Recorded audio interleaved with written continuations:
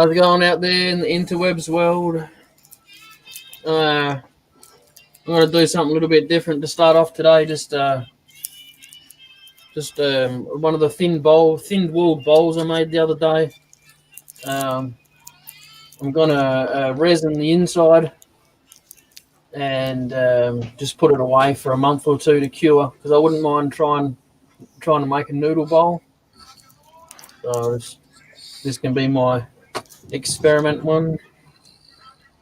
I'm using Pro-Tite. Get it in the light, you whacker. Pro-Tite casting resin. It's a two-parter, and you get this. The catalyst is there, and you need a couple of drops of that. Yeah. Anyway, I'm gonna put this on. So if you've got any questions or anything, you'll have to get Dr. Bob or Robbo to answer them or something, because you mostly won't hear me.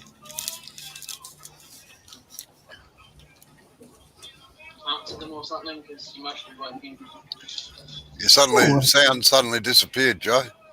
Oh, how did it heard an echo? Oh, I just brought my phone up so I could follow the chats and didn't get to the volume quick enough. Lost the sound, Robbo? No, you're right. You're right now. I'd rather be a bit left, but okay.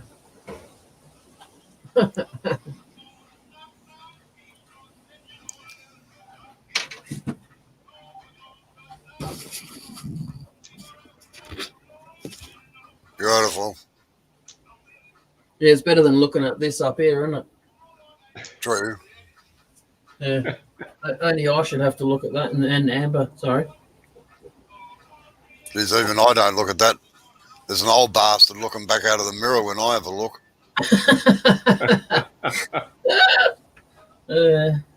You need a virtual mirror, don't you? Yeah. Put someone like Clark Gable or something in it, you know. Yeah, or we find you an enchanted one. Yeah. What's his name out of Harry Potter? Yes. How you going, Blair? Hi, guys. Wow. Hi, the Blair. man in black. How you guys doing? Long time no see. Yeah, good. And yourself? I'm good. Sorry I'm eating. So it took That's me okay. so long to get in here. That's all right. I just doing finished. this. I'm resining. Check you out. And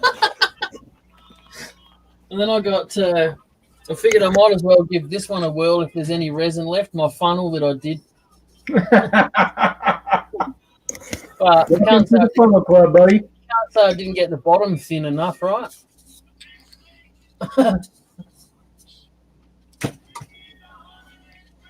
Anyway, after this, I'm gonna... Sorry, what was that? Still be a good noodle bowl. Yeah. After this, I'm going to try and make some, you could say bread and butter plates, I suppose, just small plates, hence the name of the live. Very I good. noticed the British colonists coming out in you. Oh, shh! Don't say that. Don't tell anyone, all right? As a Keep bread the secret. and butter plate.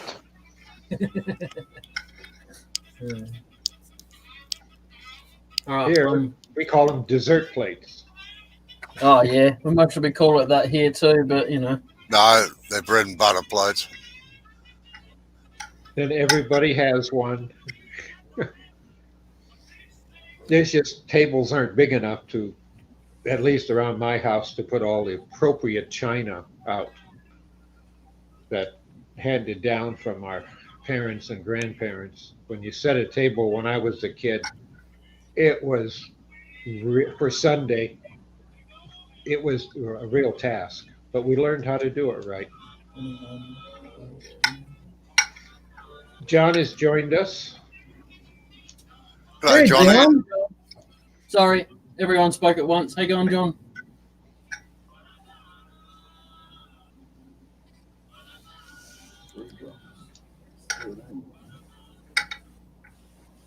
Look, John's got a very popular name.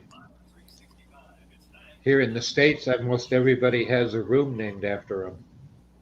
Yeah, well, that's right. No insult meant.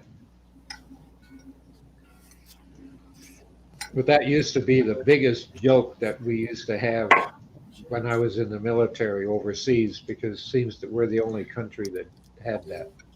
You're right. Australia doesn't very rarely uses it.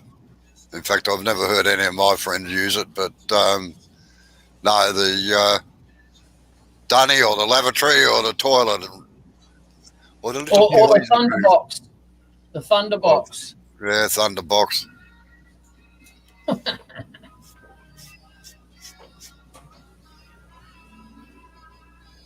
Well, you know who they say invented the modern day toilet? Yeah, bloke called Crapper. Yep. Yeah.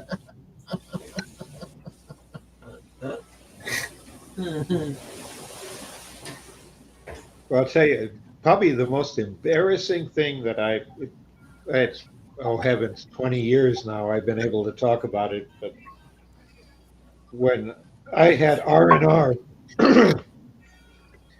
from being over in Nam, we went to Hong Kong for R&R. That was the choice place. And we catch a C-130 that would head that way, and we'd go, and they about 10 days later, they'd come pick us up, or 5 days later. And we'd go as groups through the chaplain's program. But the part that really got me for the very first time, it was a British hotel. And they put everybody two to a room, and they were oversized twin beds.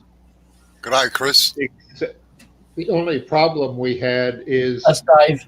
How you going, Dave? Oh, Dave at least, sorry.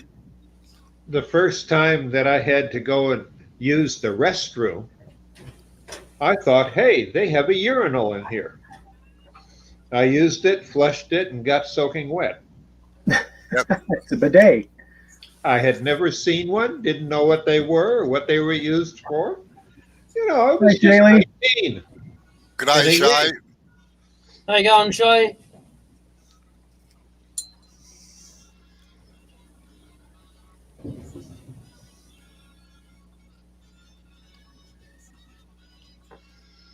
No, I figured that out very early, Bob, that's what it was. Well, after I stopped to look at it and saw what was going on, but it just looked like stand-up urinal. Yeah. But it was British, and it was quite old, probably 50, 60 years old. The hotel was about that old. It was one of the older ones there in Hong Kong. Most Oh, unusual, actually. Most unusual, actually, that an English hotel has a bidet in it. That's normally a European thing.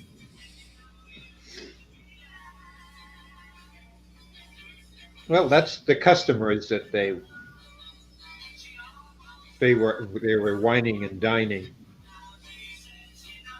That was from Europe. Yeah.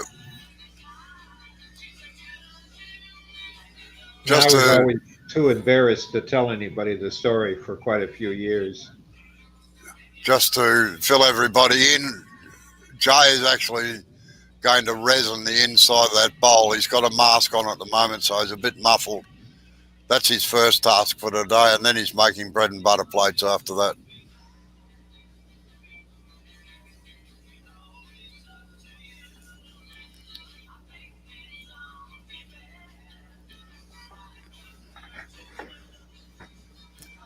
Yes, you're right, Dave, it did. Hong Kong belonged to England back then. Yeah, it was a wild city. Went there 3 times in the 4.5 years that I was over there.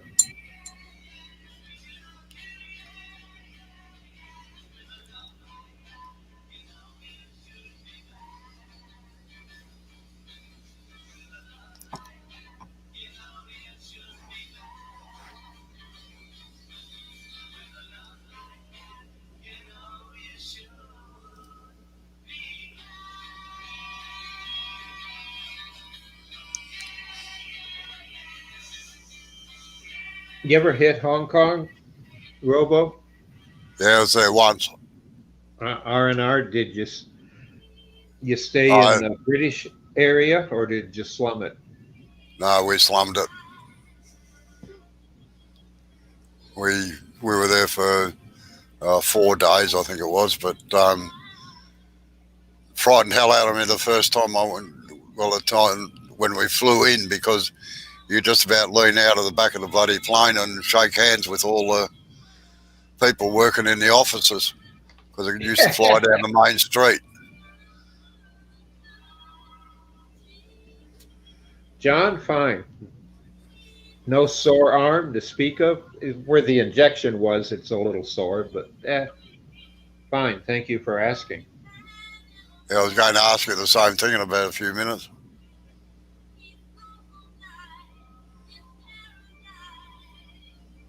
Yeah, I had people talk to me that I shouldn't do it for all these reasons, and when you talk to them, well, where'd they hear it? And it was usually the internet. Oh yes, yeah. The internet knows everything. Yeah, So, or a neighbor. But my Bob, are you nephew, getting the 3 or just the 1? oh, 2-shot. The 1-shots aren't available here in Michigan. Okay.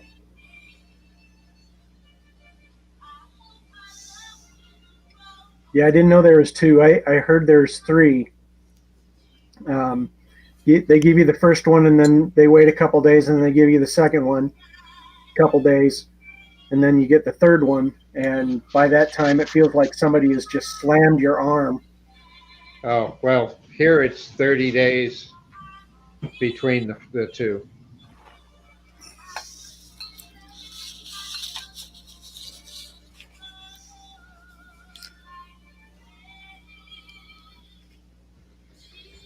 But I found it interesting. They come in, you stand in line, they fill the cards out, they tell you what it is. The person that was giving shots was actually a pharmacist mate in the military. That was a reservist. Better than any nurse I ever had give me a shot. I didn't feel a thing.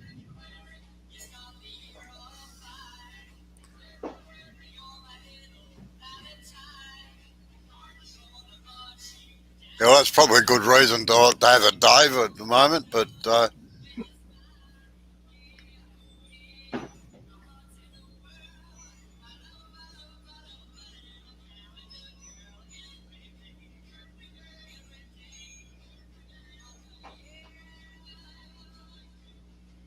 Yeah, Pat, I'll tell you, and that's something you need to talk with a doctor about, because I know one of the people that I had there that was in line had to go. He had to have a doctor or a nurse go over him and check some vitals and stuff. But no, Bob, they were checking to make sure he's still alive.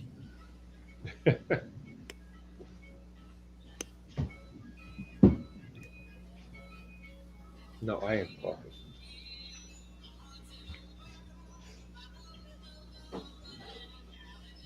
But I'll see tomorrow. But I don't know. My nephew's a well-known genetic diagnostician, and he's noted around the world because samples get sent to the lab that he manages and runs outside of DC from around the world for diagnosis. And he has actually discovered, the conversation came up, was like 7 new forms of cancer that heretofore hadn't been known. He's good. And his lab, they decided that it was the best one that they were going to do. And the owner of the chain, they decided that they were going to do it, except most of the people in the lab, on at least on one floor, someone came down with it or caught it, and everybody had to quarantine.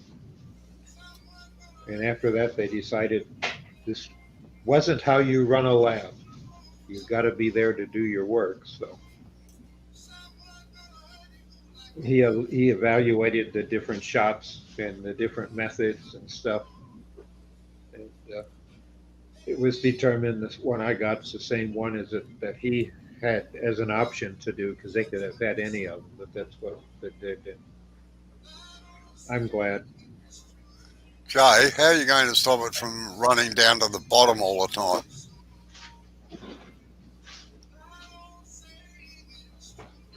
I know you've got a face shield, a mask on, but I'm just curious, that's all.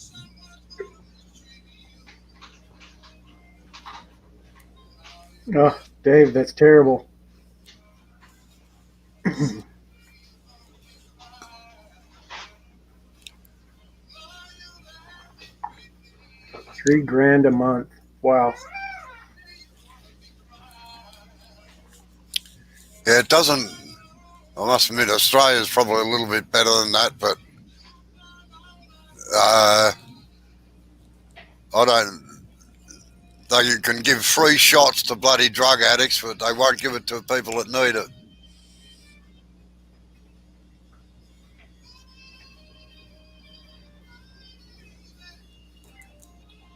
Ah, you sexy beast, how are you, Dark?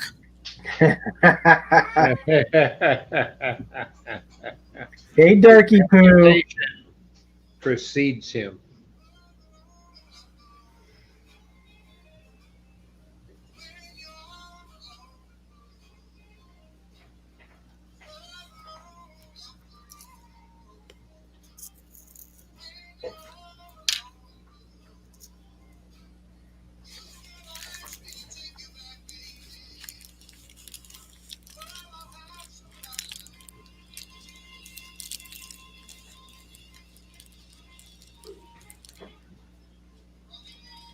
Jay, if you're still in the chat, what's your next project?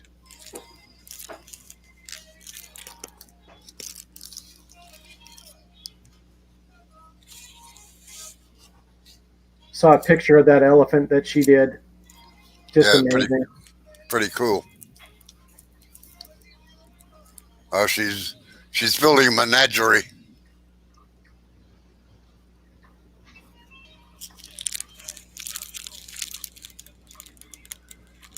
Yeah, that's right, Dark. Making toast. No, Jay's coating the little thin bowl he did the other day with resin to make it edible out of, or trying to anyway. So that's what he's doing first, and then he's going to make up some bread and butter plates. Oh, yes, dear. Oh, you're talking to Jay about looking beauty as always, I see.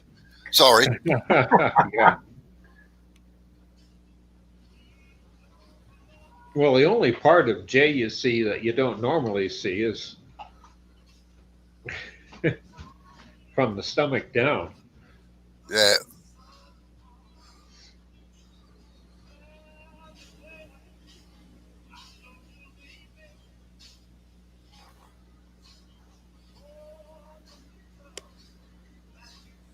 So, Robo, did you do anything on the lathe today? No, I've been busy welding most of the morning. Finishing off the tray of my ute.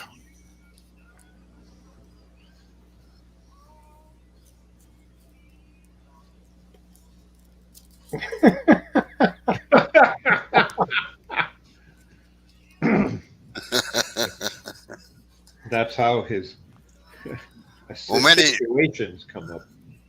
Many years ago, I told my wife that I would meet her at the corner of Flinders and Swanson Street, which is a big intersection in the middle of Melbourne. And I was coming in by train, and she used to work in the city. I got off the station, walked across the road, and there was a girl there, standing there with her back to me, dressed in what my wife had left in that morning. I spun around and planted a big kiss on her lips and said, "Hello, darling." And she stood back and I went, "Whoops, sorry. I do apologise. I thought you were my wife." And she said, oh, the kiss was good. I said, "Oh, thank you." I said, "But," and just then my wife walked around the corner and they looked at each other and she'd actually seen me kissing this girl. And she said, "Was that good?" And fortunately, Julie has a very good sense of humour. And anyway, they all laughed about it at the end of it.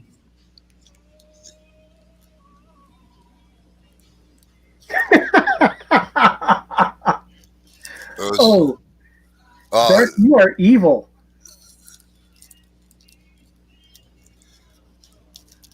You see his comment, Robbo? Yes, Shay, I do have a channel, actually. I haven't done any lives for a couple of weeks yet. I've been a bit busy and setting other things up as well, so, and I don't, contrary to what Dark says, I don't do pens. You do turning tops? Yeah, I do tops on the odd occasion. I used to do them at demos in shopping centres with the kids. Yeah, they're a good thing to do.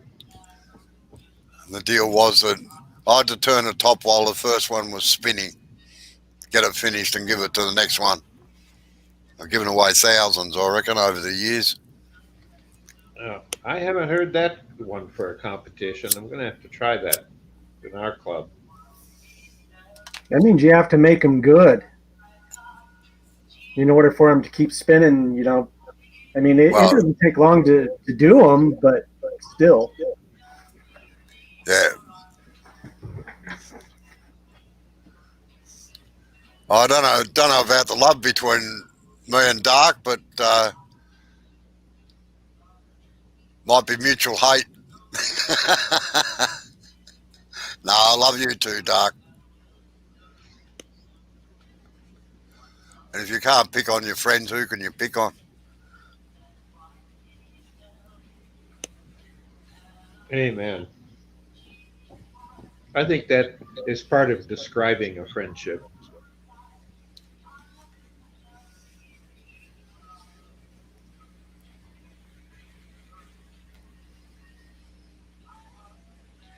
Yeah, when pre-COVID, our Woodturning Club, every time we had the National Woodworking Show in our country, they go around to different cities. And every other year they hit Detroit, and they want us and to give us a free booth, and we bring a bunch of our mini lathes in the shop, and we do demonstrations to try to attract other people into woodworking and wood turning. And they've always been very good for us. It's just a demo. But we've had top turning contests, and that has been fun.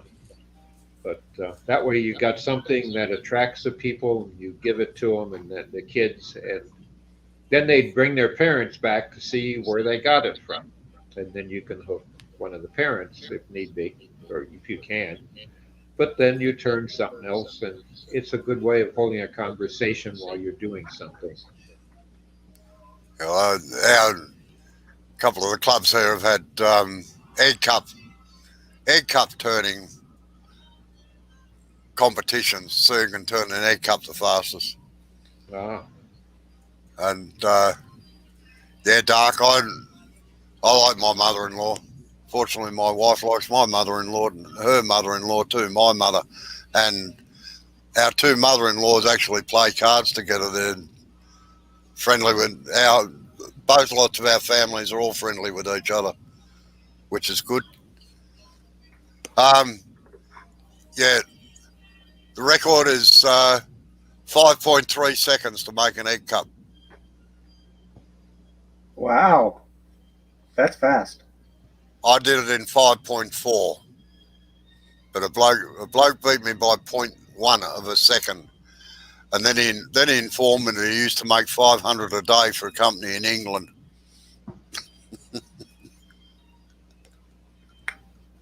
You going to do that online? That'd be No, fun to see. no. Now, they didn't define what an egg cup had to be. It had to hold an egg, right? So you start with a square bit of timber in a screw chuck. And all I did was hollow out the end, and so did he. But we just hollowed out the end of it because it held an egg. Okay. Fair enough. So it definitely didn't have to look pretty. No.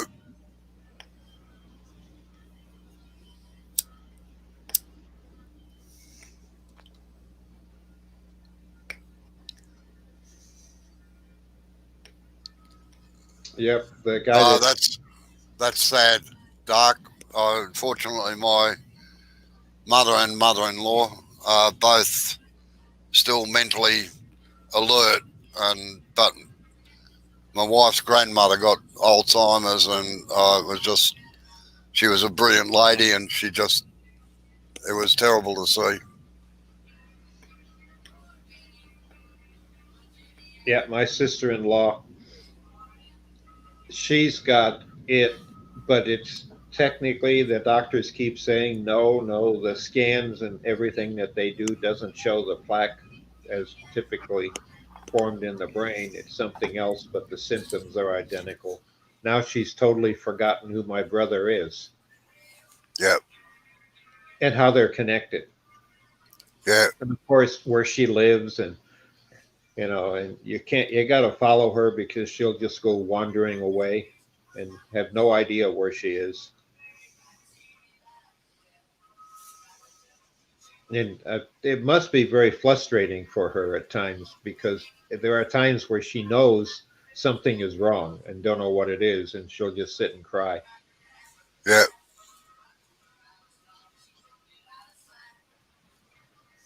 The hard part is on her grandkids, and my brother. It's hard to get used to that Yes. if you ever can. Our father had it, a little bit of it before he passed away, and I know that was rough for us. It's rough on everybody, unfortunately. Yeah, I like Particularly, that. Oh, it's particularly. leaking through the bottom. Do you have any tape to plug that hole so you can put resin in it, or no?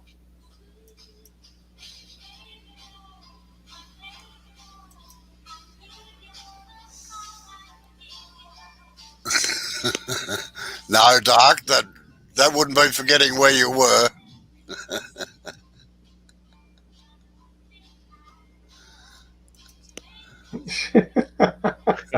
It, it could be construed as stalking. And then you have another restraining order. You don't want that.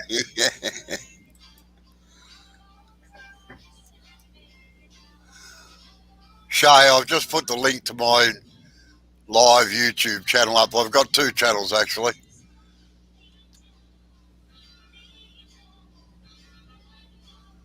One's my live channel and one's my normal video channel. I've got a YouTube channel I had a long, long time ago. It's still there. But because I was doing a bunch of live stuff and training stuff online for the tech shop. And when they went out of business, the court ordered that all the stuff I produced was the property of the court and could be sold. So it went online and they got a court order, and everything I'd produced was taken away from me. And I edited and did all the work on them. So it went from like 90 programs down to just a couple of them that I was playing with doing some music and effects on it. But I've been tempted to use it again. Occasionally I do, or Brendan here will pull it up on my cell phone and play with it.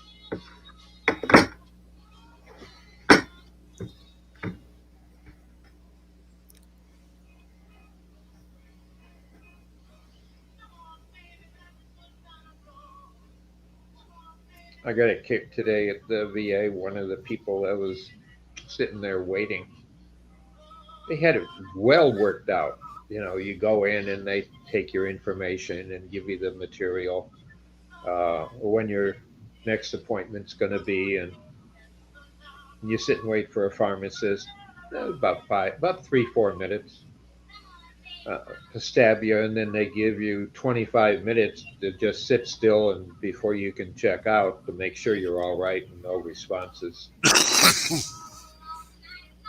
And they had, what would you like to drink while you're waiting? And guy next to me wanted a scotch and soda, and they said, well, you have to get a prescription for that because it's alcohol. Coffee was all right, though. Now, wait, I'm going to just interrupt you for a minute, Bob. Now, Jay, how are you going to do these?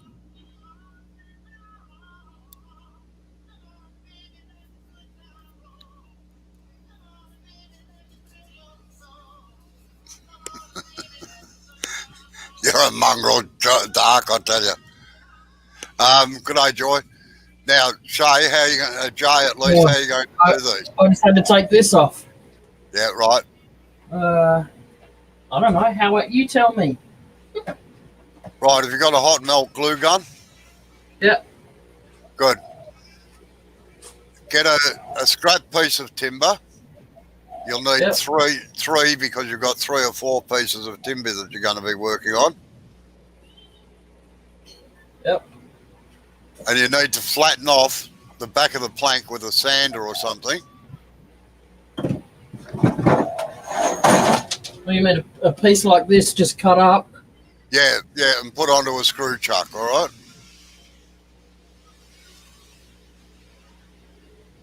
Huh? Oh, can you hear the rain in the background? No. No, so what you got to do is make a little wooden disc on the screw chuck, flatten it across the face a little bit, put hot melt glue on, and then glue that board to it. So that you can put a mortise in the back. You can't put a tenon on these. You've got to put a mortise in.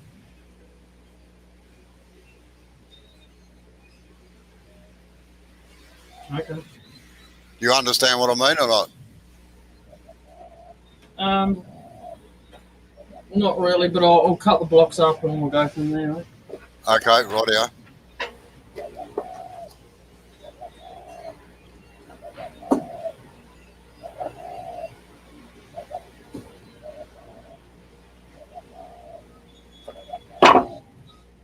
Hey, Joy, you need to either instant message me or get with me on Instagram. I've got a present for you.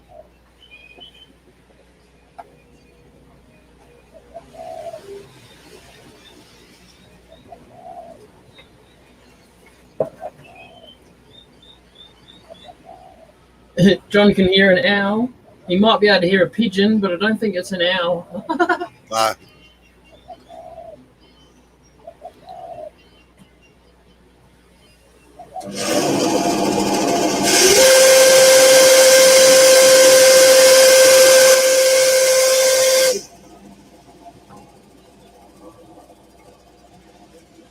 I do. I made you your own little green funnel. Is that size enough? Big enough or what? Yeah. You just got to have about 3 inches in diameter, that's all. So center that up, drill a hole in it and put it onto your screw chuck.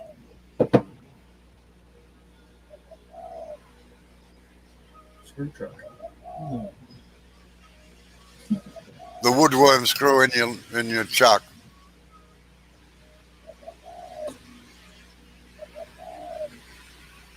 Yep. Look at that, it's right there. How convenient is that? Is that what you're talking about? Yeah, that's it. Put it into your chuck.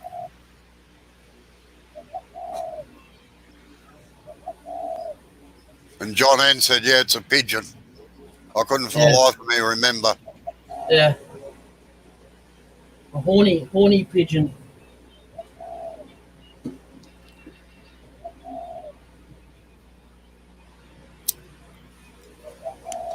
Sure not the pigeons that we hear. around Michigan that I've known.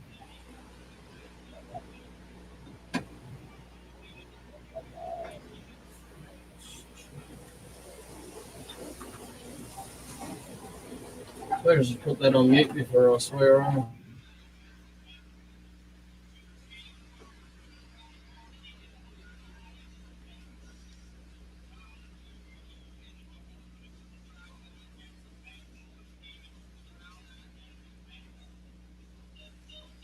And Dark says, be sure you get that woodworm screw in right, Joe, or it will fly out.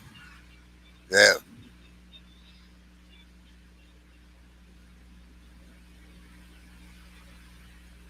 Now just got to hope that you got the right size drill to put the screw chuck on.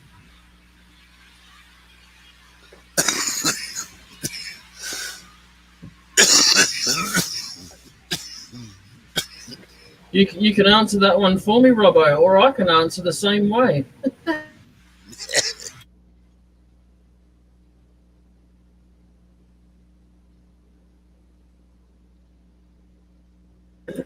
My theme sound, hey?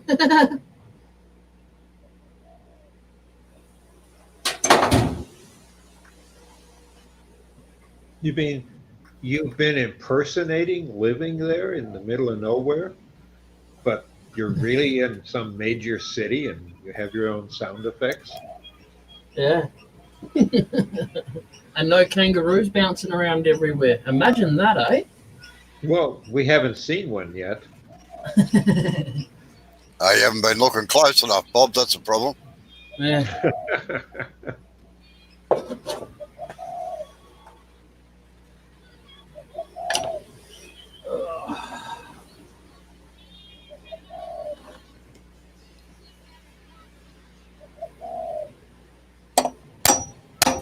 You go bang bang. Sorry,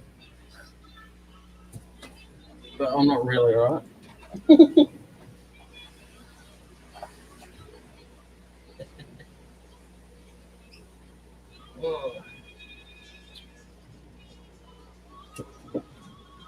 The bigger question would be: is my drill charged? So they think you're sleeping, Blair. No, he's scratching his ear. He's trying to perfect the scroll saw look like John does when he looks like he's frozen.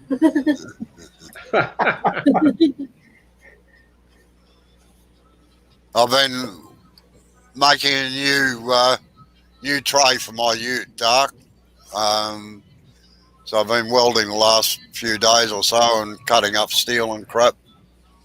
For you, a ute is a pickup.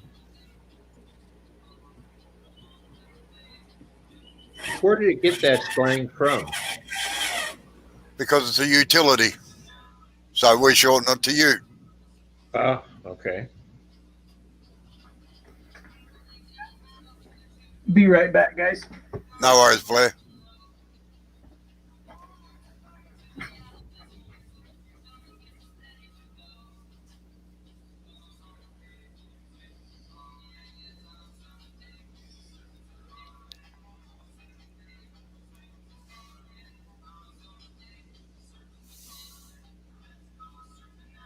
So I don't have woodworker's hands at the moment. I've got metal working and motor mechanic's hands. Back to my old trade.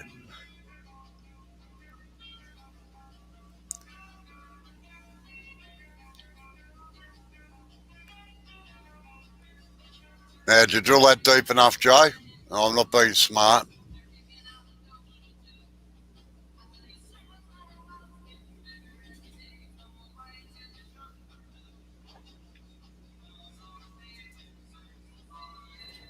Anyone got a hand drill I can borrow?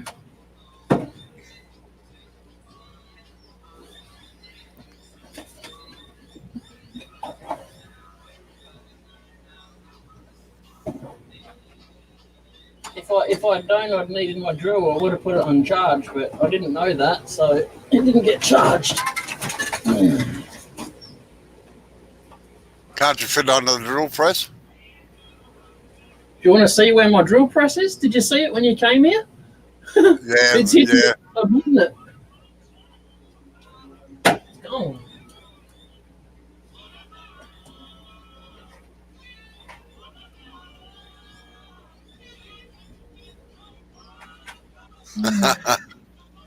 Yeah, same thing happens when you retire, Shay. G'day, Yarpy. How are you? How you going, Yappy? It only takes about 15 minutes to charge, so it doesn't take forever, but could have had it on charge while I was resining. Yeah, well, you could have done. Didn't know I needed it.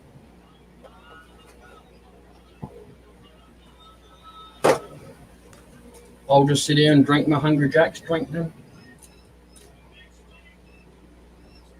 Oh, well, I know where you went. I know where you went for lunch then, don't I? Yeah, can't show it on camera. They're not sponsoring me yet. You're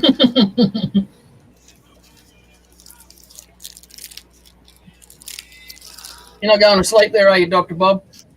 Nope, just sitting here Right, reading. just making sure, just double checking, you know. No, I got my cell phone open down here so I can follow the chat. Oh, yeah. All right, I'll let you off. And the phone, my tablet, the camera is aimed kind of funny, and I don't understand it. To fix it, I got to turn the whole thing upside down because it's aimed towards the center of the screen, and I'm off to the side. Dark actually suggested putting a jug of chuck on the lathe and using that with the drill in it. You can do it that way if you want to. If you can hold it straight, it's got to be held straight. Yeah, that was safe waiting.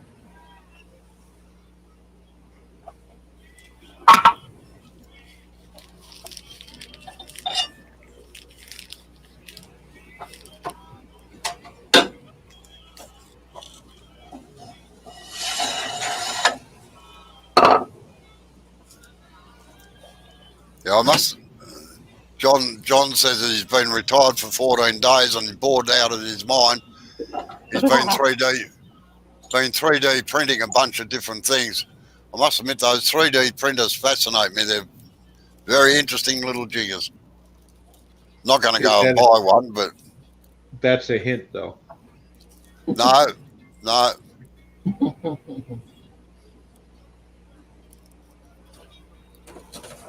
What astounded me with the demonstrations that I saw is that now there's about 5 components in an adjustable wrench, what you call an adjustable wrench. We call it a shifting spanner out here, but Or just shifter. or just shifter. But normally it's assembled, like you've got to put the worm screw in to move the jaw in and out and all that sort of thing. And the jaw itself has got a thread on it, and then you've got the pin that goes through the little wheel to turn it around. And they put one under a 3D printer, and the flaming thing printed it out in one hit, and it still worked.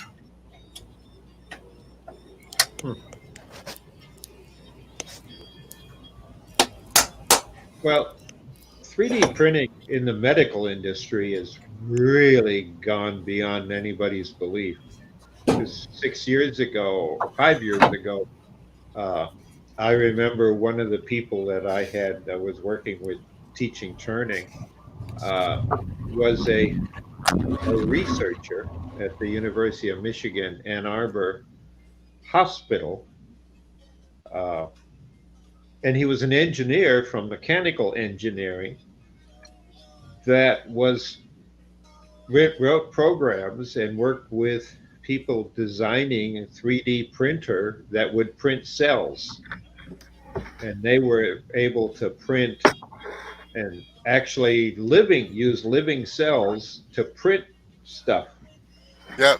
And the idea was that they could print a finger, or the end of one, the outside of one, or they could print other things, and particularly where there's a lot of scar tissue, make a nice piece of tissue that they could put on top to hide the scars.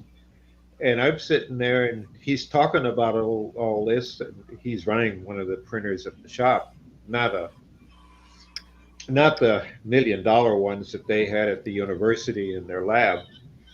But he says, we 3D print skin all the time for skin grafts. Mm.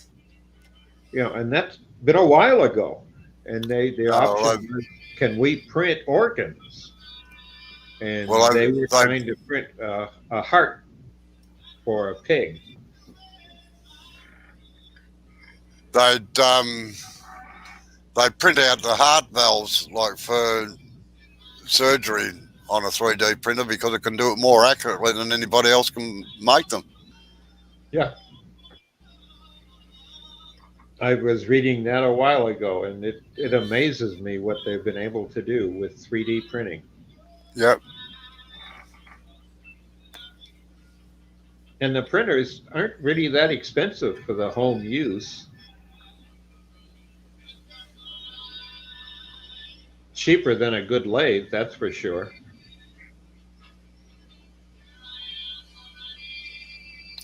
Geez, you're making bread there, Jay. Looks like you're kneading the dough.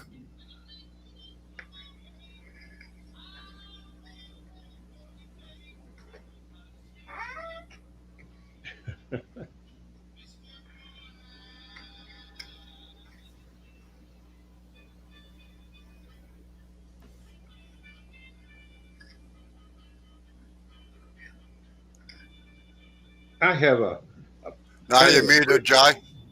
I've gone down about 3 mil extra deeper than what the length of this is. Good.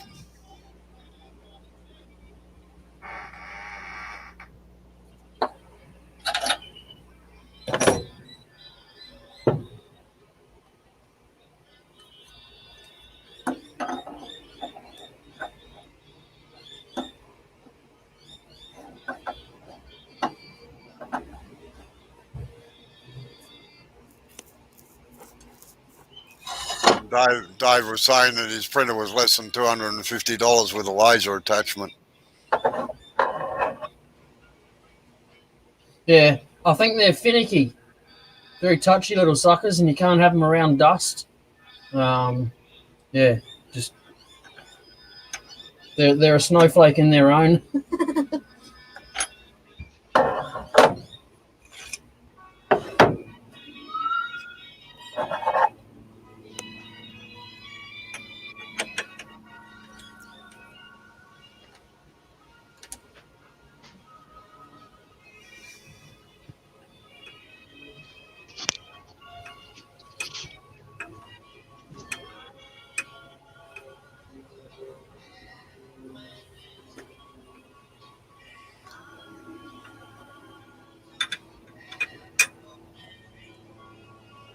Yeah, I've got a friend that has the laser thing. He does pot puree lids out of veneer for the top of pot puree bowls. I mean, they look really, really good.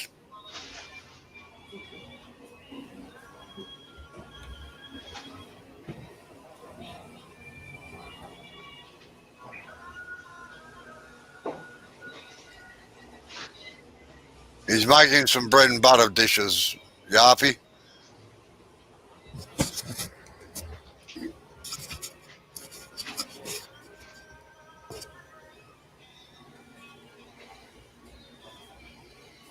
It's pretty tight, and it's hard up against the chuck.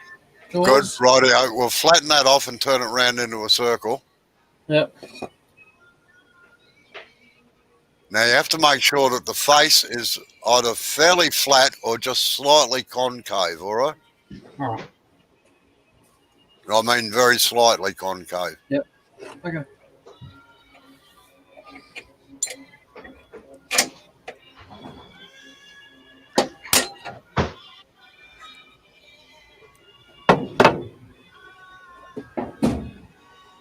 No, bread and butter plates, not dishes. Plates, like a dinner plate. Just smaller.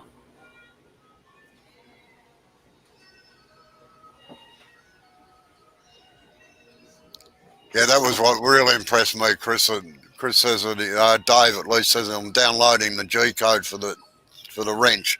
I'm going to print it tomorrow, and that was what really, really astounded me, that they could just copy it out, and it actually made the whole thing in one piece instead of having to make the different components. There's a 3D printer that's owned by Sky Rockets, I think they're called, and it actually prints out them a rocket ready to fly. The whole thing, motor and all, just prints it and can do it within 24 hours. Jeez. And it's an electric rocket. It's not a liquid fuel or solid fuel or anything. It's quite incredible to see, actually. It's called Rosie. I don't know what else it's called if you want to look it up. Oh, all right. Good day and goodbye, Sarge. Hang on, Sarge. See you later. I did see your message, but I was resining at the time, so I couldn't look. So, but I did see it.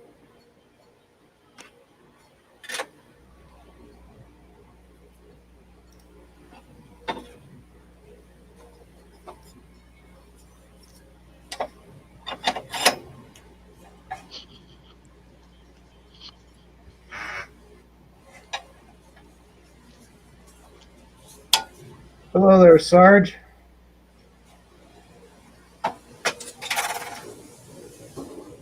Hey, Yappy.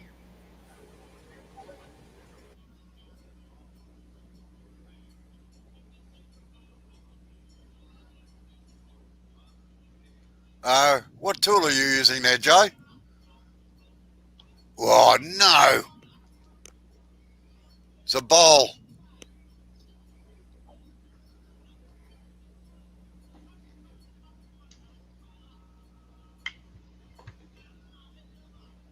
Doing good, my friend. How are you? How's the back?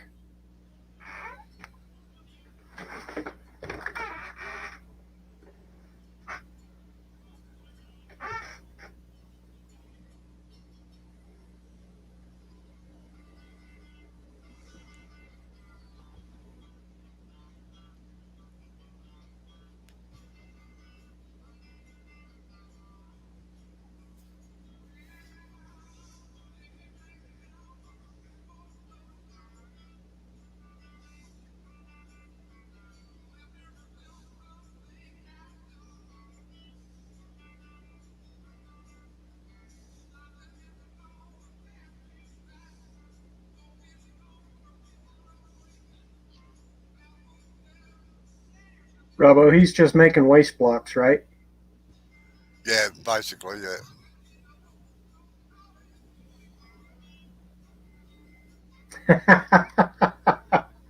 All right, fine. I'll put myself on mute. Either that or stop wriggling. I can't. Then I look like I'm asleep, or a scroller. I don't know if you're saying that to stir me or not, Dark, but I sincerely hope not, that you don't.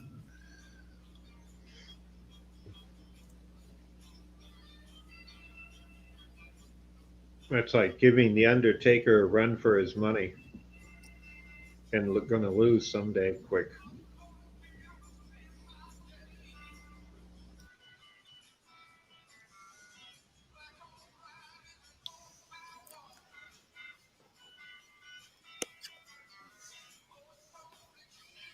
You don't have to sand it or anything, Jay, just now.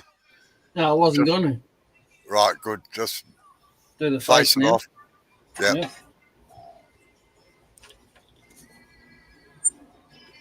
Good. I'm glad to hear it, Dark.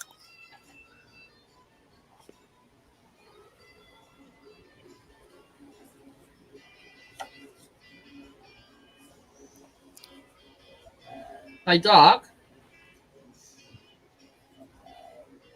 When you come back out of the timeout, you want to tell me what it's like, please? You're calling the host an idiot. No, calling me an idiot. I'll let you answer that before I put user in timeout. So I only got two options: block you or put you in timeout. And I only block people that block me first. So.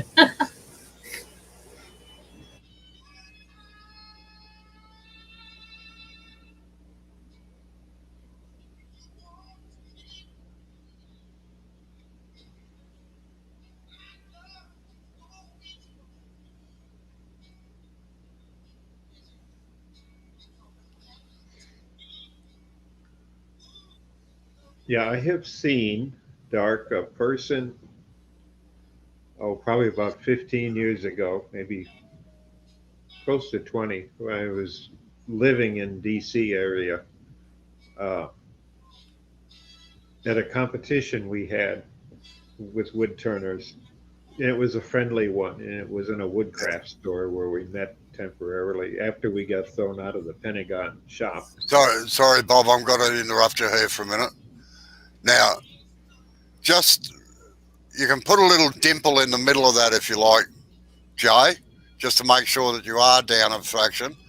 Get your square and make sure that that's straight across or just slightly concave. All right.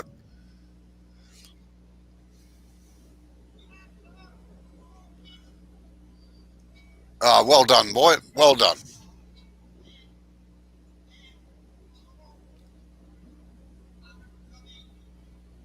I was saying, Dark, we had this competition, and I watched. Sorry, Well, Bob, just for a second. Just sand it to 80, all right? And that'll do. Right, sorry, Bob, go ahead now. Okay. I didn't see the accident happen, but I heard it like a lot of the people there in the shop where we were turning. And somebody actually tried to use a roughing gouge to do some hollowing, picked it up by claimed accident. But, and because of that, I modified my roughing gouges some. He caught it, it snapped the head, the wood, it snapped off, and the That'll do it, Jay. stuck itself in the ceiling of the shop that we were in. Nobody got hurt, other than it was like, you can't come back anymore, any of you, because this is dangerous. And he was busy talking to somebody, reached over and grabbed what he thought was the right tool, hit the wood with it, and boy, there was a bang, and the bang was the cutting edge hitting the ceiling and sticking in it. Yeah, they're dangerous things. All right, now plug the hot melt glue in, Jay, and then I'll tell you the next step, all right? Hey, Robert.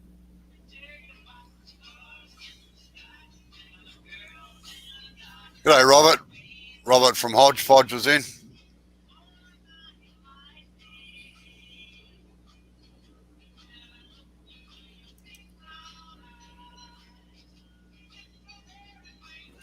How you going, Robert? Yeah, keep an eye on those twins, John.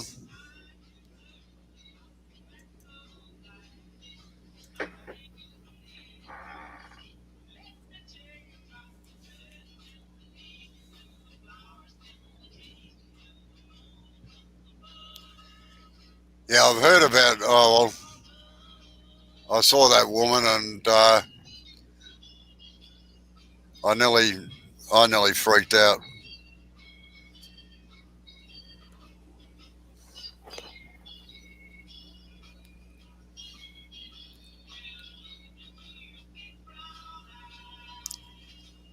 Right, you got the gun plugged in, have you, Jay?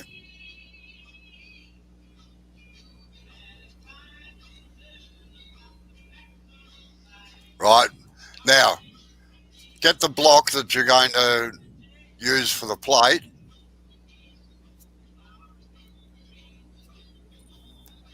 Yeah.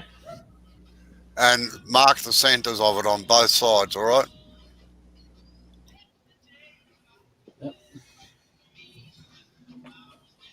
G'day, Craft. G'day, Blake. How are you going? I haven't seen you for a while. Yeah, How you going, Dark. Blake? I've actually seen that happen, where a bloke got sucked into a metal line. Oh, come on. No, Really? not the centre of that one. The centre of the plate.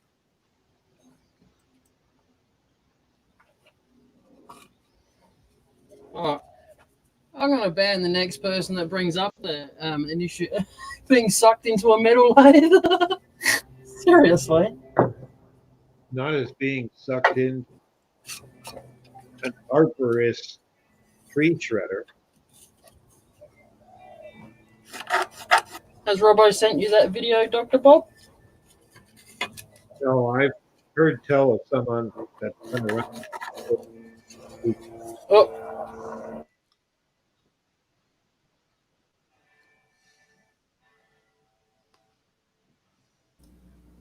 You really don't want to see it, Bob. It's nasty.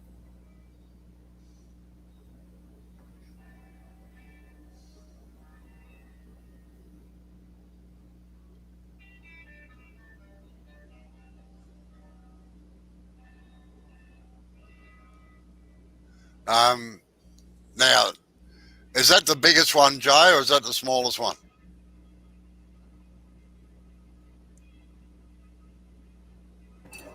I'd say it's the smallest. Right, well, get your biggest one first. Sorry. Yeah. Yeah, I've actually seen the aftermath of that too, Chris. Dave, at least, sorry. Yeah, I was just going to say I saw that happen there in the store when I was there. Didn't see it happen after all the ambulance and sirens that were going. A bunch of us ran out to see what was going on. Now, I think that's going to be too big to rotate on the lathe, isn't it, with the corners on it? I don't know. I'll have a look in a sec. Yeah, right out. Good day, Chris. I'll probably start calling you Dave. Don't worry. You bloody whacker.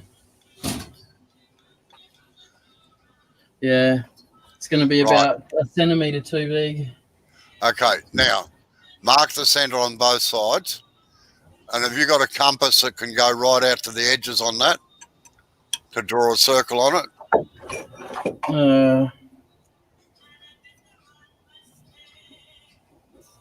Yeah. Right. Well, from your centre, mark a circle on it. Yeah.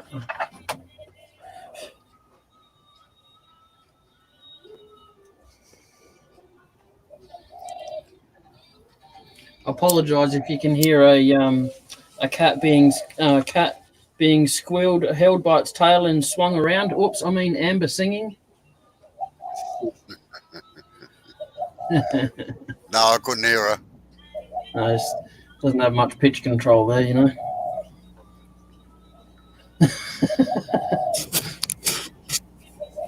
What do you want? Right, a circle right to the outside edge. Oh, yeah.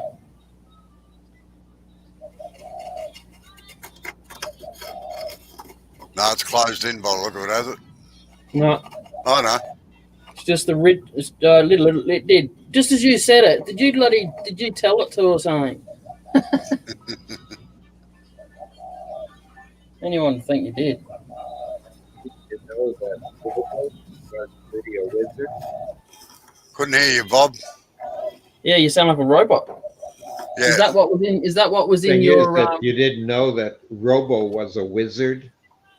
Yeah. You got to watch out what they put in your vaccine there, Dr. Bob. It sounds like they're turning into a robot.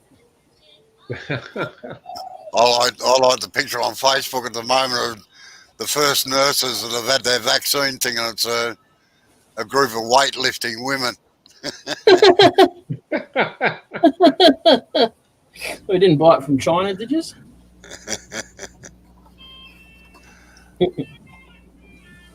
Rightio. All right. Now, That'll do. Anyway. cut that out on your bandsaw, all right? Just close. Doesn't have to be exact, but make sure you stay outside the light. Do you notice you hear me laughing? Why? I'm laughing. I don't know. Because it'll most probably come out looking more like a square. Well, if you like, just mark the corners and cut the corners off. Yep. Alright. So my trusty little hot friend there, he's dripping. He's leaking. Needs to Yeah, go see the doctor. He's leaking. My good Bosch one does exactly the same when it starts getting hot. Oh, fuck. Did anyone hear that? No. Cool. At least I know I can talk at that volume and no one can hear me swearing.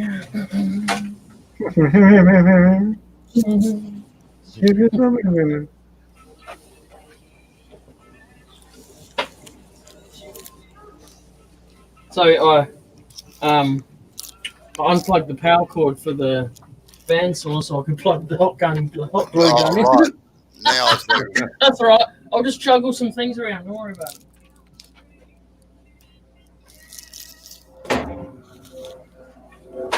I'll tell you, Robo, the problem that we had, at least when I went over and hit Southeast Asia during Vietnam, is being just a Yank that didn't know anything, young whippersnapper, as my uncle used to call me, is that trying to figure out what was inappropriate and what was slang from all the different military forces that were there. As they'd sit down and talk, we all had hit the same mess hall, but it took quite a while before they would clue us in, because they'd always have fun laughing at us, and the Aussies were part of that group too, because we just didn't understand local, the slang that they were used to, and we kept trying to think of what slang that we could use on them, and it was an ongoing contest, and all the newbies that came in had to go through it too. Yes. No, I was lucky. I only dealt with one lot of Americans while I was there. Make it sound like a punishment. Well, it sort of was in a way. No brains, no idea of realism or anything else. Yeah. Had 3 letters.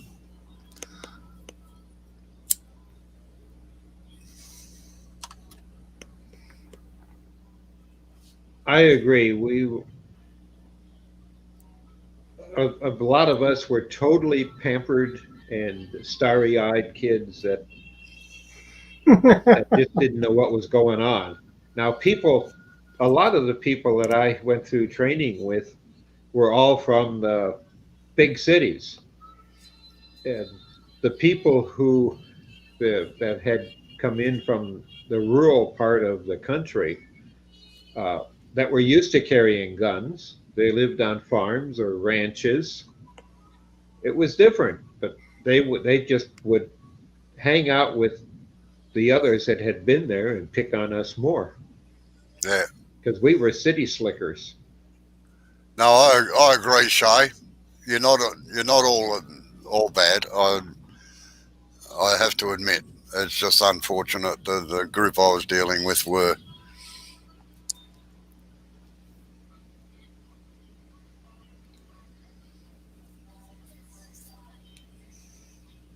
You see, the funny part about the Australian Defence Forces, and up until recently, is that we have never, ever commanded our own forces. We have had to do what allies have told us to do. And some of the things didn't go down well with our commanding hierarchy.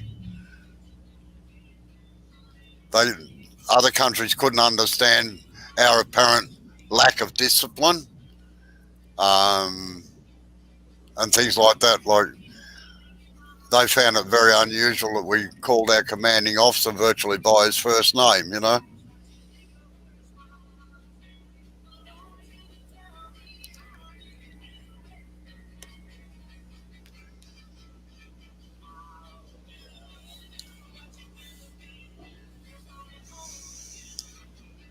Unfortunately, Dark, you're right. It's not the gun that kills people, it's the person holding the gun. But I think I like our system better where there's a controlled ownership of guns, if you like. It's not a right. But I don't want to go in and get into an argument about that one. Well, I was brought up because my father, of course, World War II, and lost two of his brothers and others in the war, and it was just still fresh in the minds when I was being brought up. And patriotism was a big thing, but also the nuclear threat, the duck and cover age. I learned to shoot from a 22 long, a rifle, at an indoor range that the principal of our school I went to, an elementary school, had in his basement. My father had known him for years. So I learned to shoot, and I enjoyed it. I got real good at it, and the trick was, before we could move up to bigger guns to use, we were using rifles, single shot rifles, was to put a candle out and not hit the candle. It had to be between the flame and the physical candle itself is where you hit it. And I got pretty good at it. And I was a marksman when I hit the military. And later on, God, I had a whole group of guns when I lived in Alaska. A 457 was the biggest.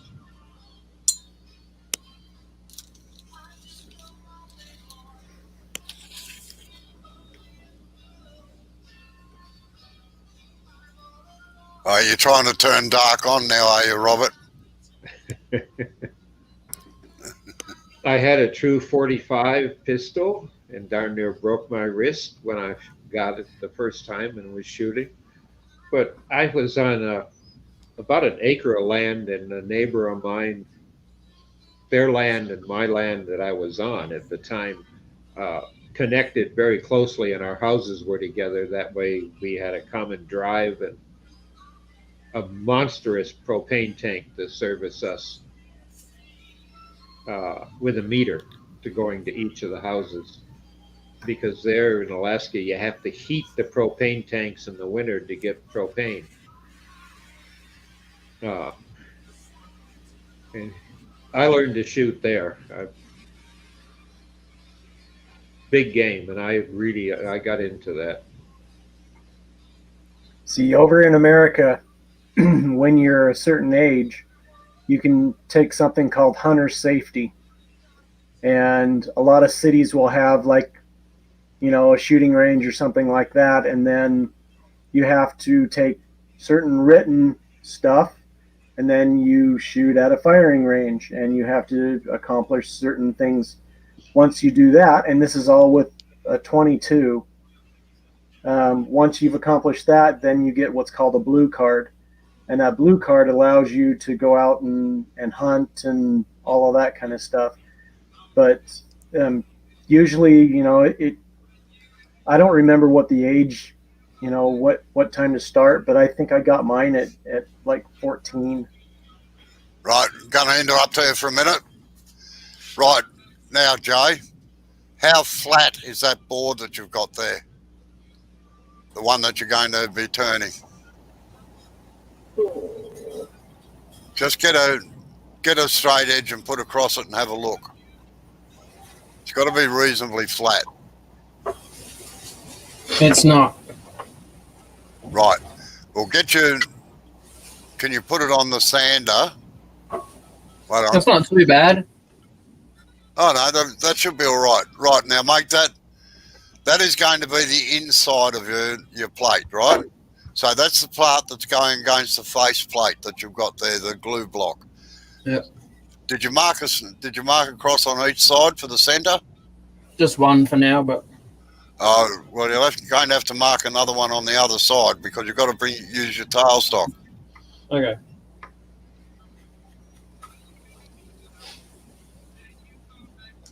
Well, unfortunately, some parents don't teach kids to respect anything. That's a problem. Ooh, it's a thing called parenting. Yeah, funny about that. Parents try to be bloody friends with their kids these days, not parent them.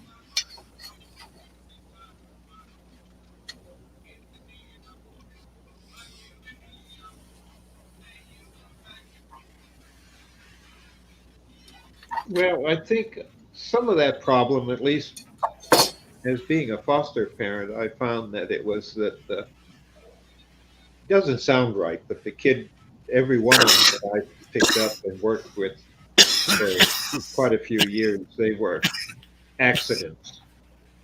And the parents didn't really care, but they were a burden and an accident. But morally, or according to their church, they had to raise them until they got 18.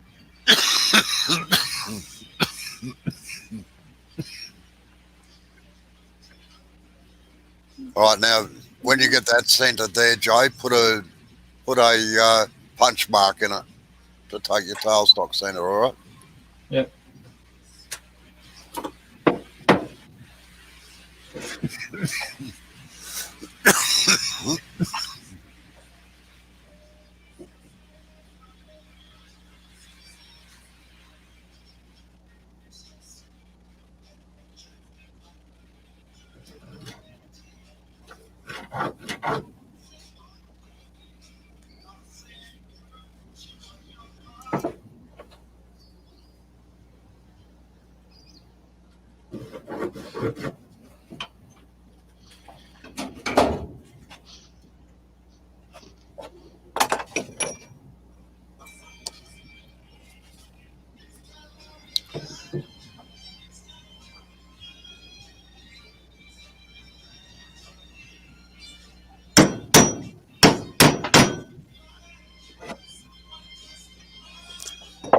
Okay, right now, take your glue gun and everything off the bed, bring your tailstock up and line up.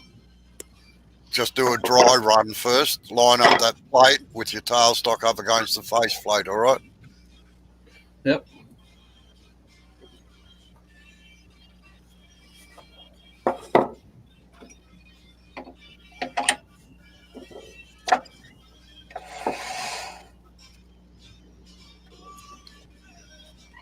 Righty-o, good. Now, leave the tailstock locked there and Yep. unwind the hand wheel. I'll use it for this one. I haven't unclogged it. Ah, we'll just see how you go. Hey, there's little Blake. How you doing?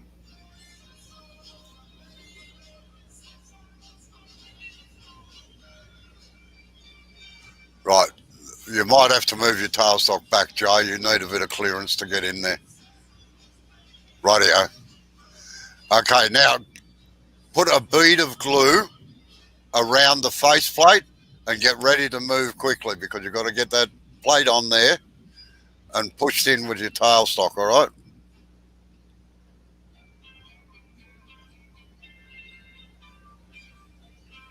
Right, that'll do. No, you got to put the glue on the face of the faceplate, not around the gap.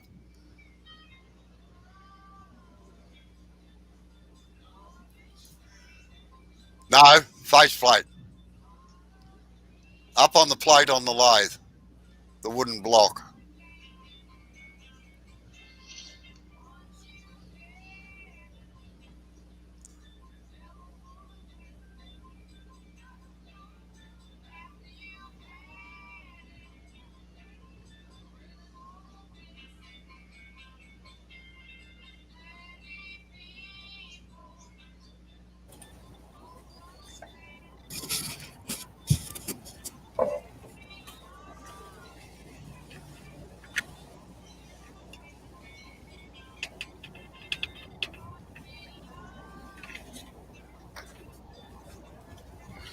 Right, that'll stop the glue stick from sliding out now, I would hope. Right, put a ring right round it. Heavy ring.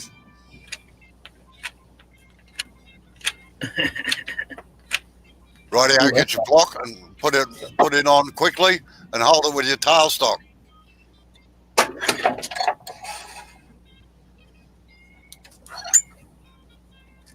Right, apply pressure with the tailstock wheel now. Don't worry about locking the tailstock down. Should be locking enough. Okay, now get your glue gun and put a ring around between the block of wood and your faceplate.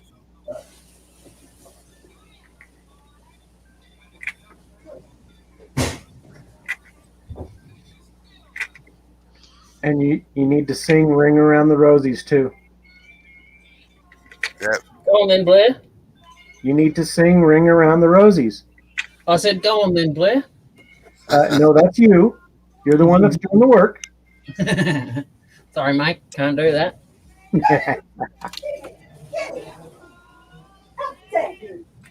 I quite often just put three or four dabs on there, but because of the fraction uneven, you're probably better off putting one right round it. Yeah. Okay, good.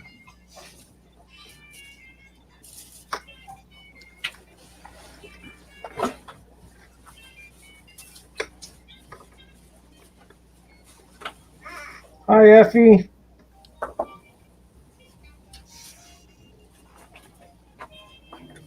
How you going, Effie?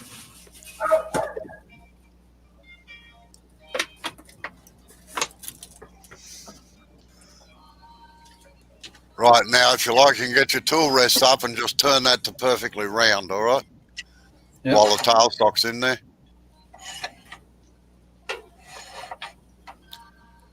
Now, you're going to have to just do this across the edge, all right? Which is not a way I normally recommend doing it, but got no option this time. Well, you could start forming the base of the plate, but how's the man hunting going, Effie?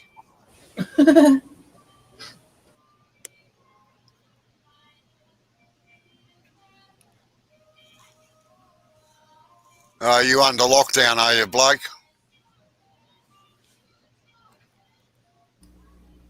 Sorry, buddy. That's not good.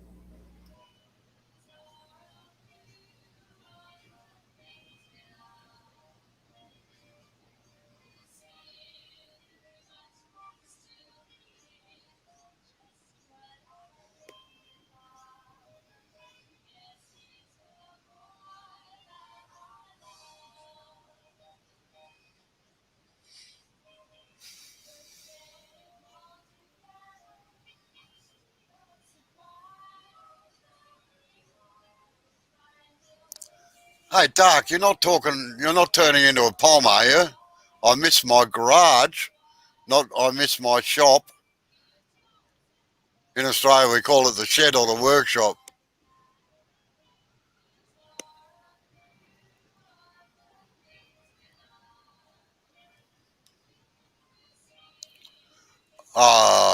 That's nice, Effie. Unfortunately, I'm taken, dear.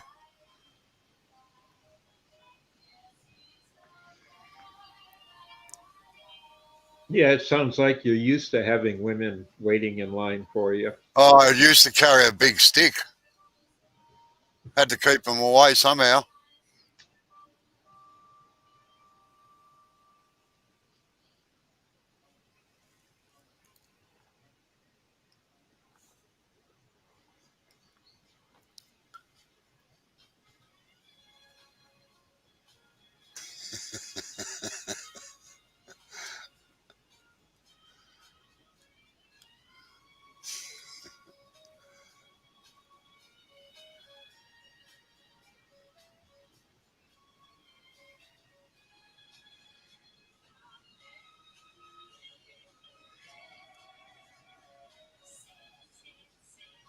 Don't take too much off it, Jay, or you'll make it too small. Okay. Now, this is the moment of truth. Switch the light off.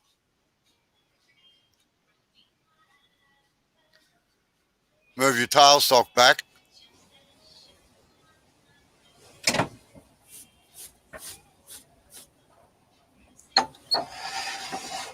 Now, just give it a gentle little tug to see if you can pull it off the faceplate.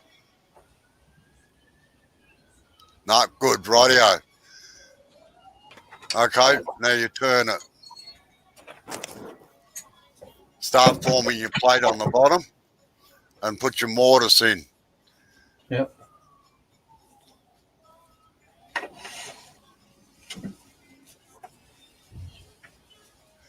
All right.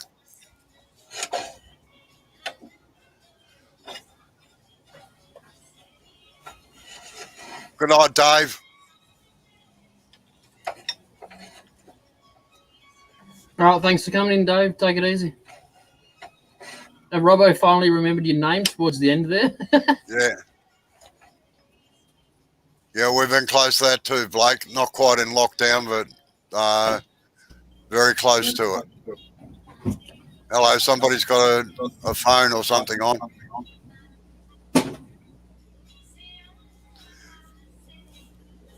Now, Dark's asked a question here, but that brings up a question. I have to buy a new shop light. Does LED shop lights work better for camera lights? Well, all my workshop has got LEDs in it, and they seem to work okay. You don't seem to get as much strobing with the LEDs as what you do with the normal fluoros. That's what I'm using at the moment is the LED light. Just a small one. I paid $30 for it or something, or $40. And did Amber just throw out the cat? Did she? Yeah.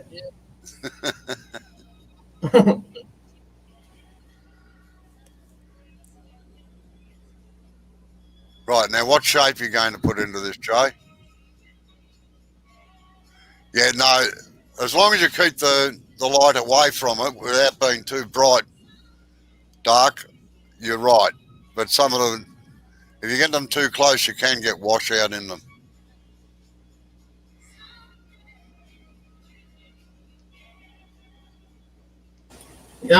You can actually, and sometimes dark, it comes down to the camera.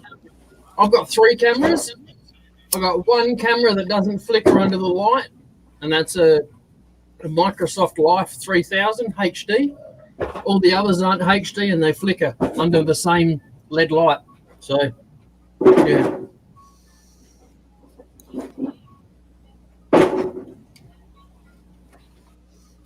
Now I'd flatten the bottom off a little bit first, Jay, and then put your mortise in, all right, before you do anything else to get it right.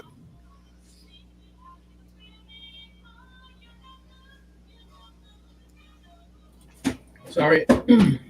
Amber brought me out a snack, so I'm having a slight nibble. Go for it. I'm going to go and put the kettle on. Okay. It's afternoon tea time. Oh, yeah, definitely. Smoko.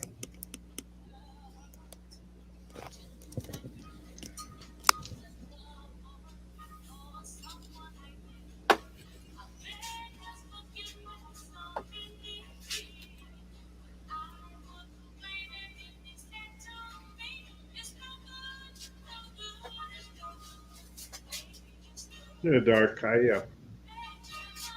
When I built my shop in the garage, I used all LED, and I wouldn't have anything but them. I actually wired 2 circuits in because I have an odd problem with current available in my shop garage, and I got plenty of 220. But it was wired back when the electrical code allowed a smaller neutral than the main power legs, which is now grandfathered. And I didn't want to have to dig up the ground to put new feed in. So I went to LEDs, and in doing so, I have no trouble, and I did it for that purpose. But I'll tell you, I wouldn't have anything else, but now I've turned everything in the house as LED lights.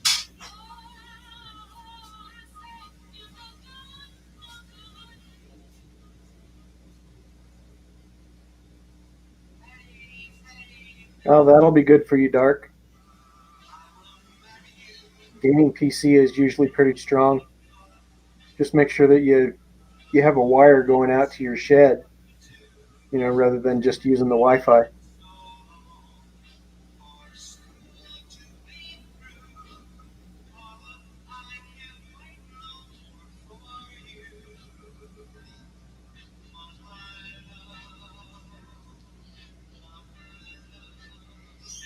I did the same thing for getting network to my shop, but unfortunately, the PC I had won't work, so I've got to get a little more powerful one when I can afford it.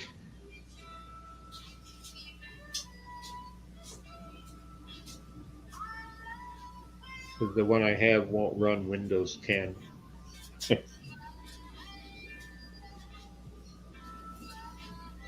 But the kids here have their big PCs all running 10 with twin monitors on it.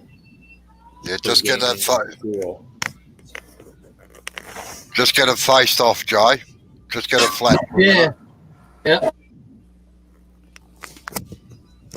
It's hard to hear you with D9 in the background.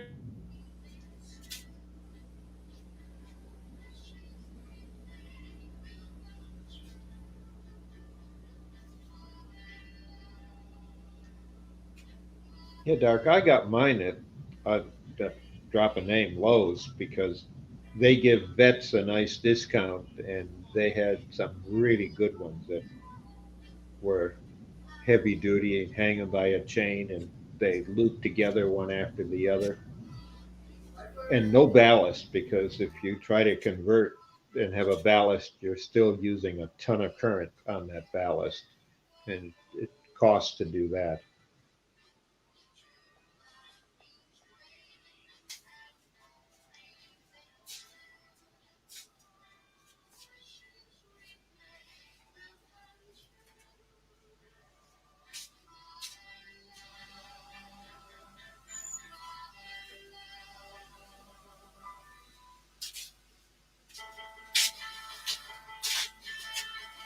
Yeah, but I would still, Dark, I would still run a cat, the highest cat cable you can get. They're cheap. You can get cat cable designed for outdoor use. That's what I finally ended up running.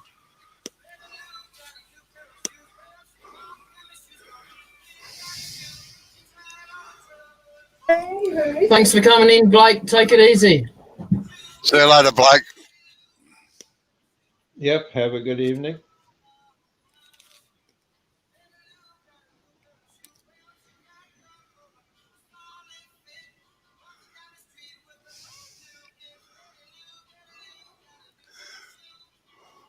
Right, now, Jay, this is the shape you're looking for. I'm not really. Well, put it up on the camera for a minute. Put you on the camera or what? Yeah. Highlighter. Oh, yeah. All right. Yeah. No.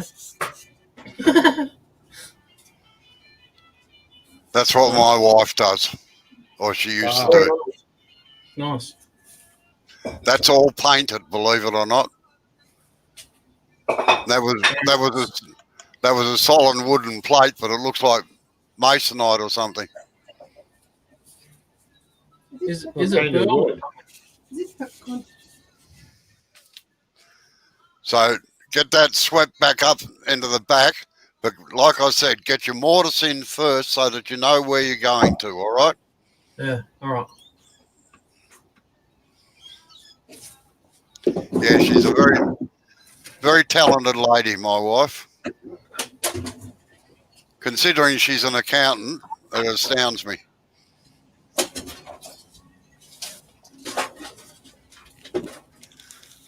Definitely in the wrong job, isn't she? She should have been an artiste. No. Makes more money being, well, she used to make more money being an accountant, I tell you.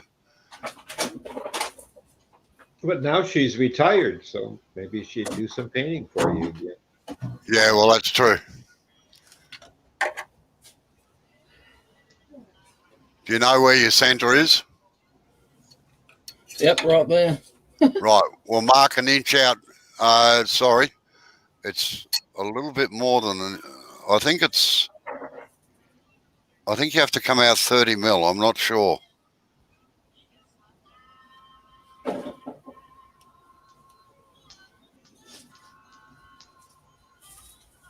Just put 130 mil mark in and then put your pencil and just draw a circle around it. Yeah, ain't that the truth, Dark? That's why I became an architectural and production turner. You want me to move the camera around a little bit? No, that's all right. That's a good spot there. What you could do is roughly measure your jaws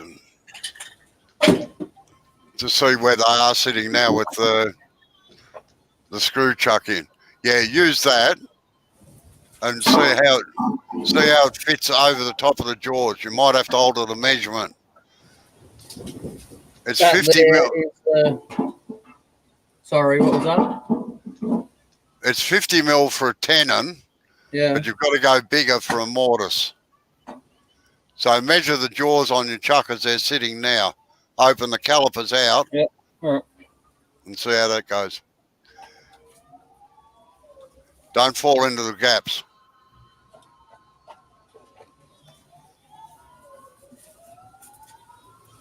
You can always reset the calipers afterwards. That's why they're there. Yeah, I'm not that fussed.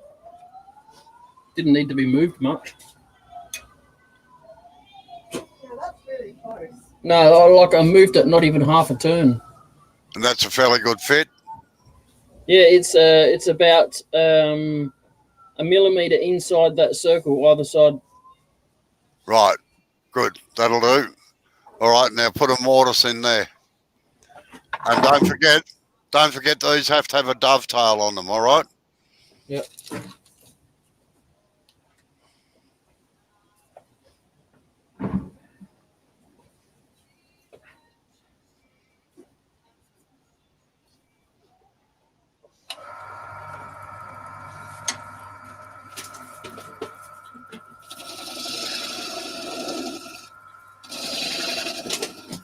Yeah, I've never actually monetized any of my YouTube videos, Dark. That's the side of the milk.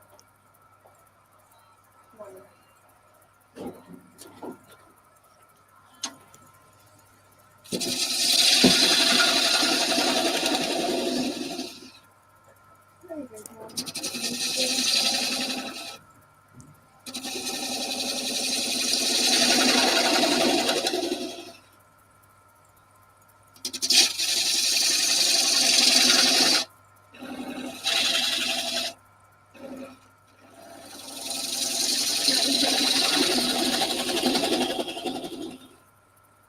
Sorry.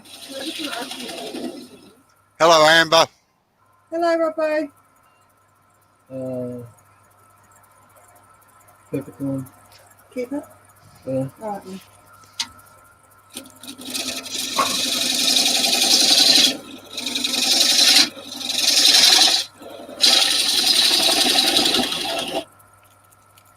No, it's probably too late now, Dark. What? To monetize the YouTube. No, you can still do it. Yeah, doesn't worry me.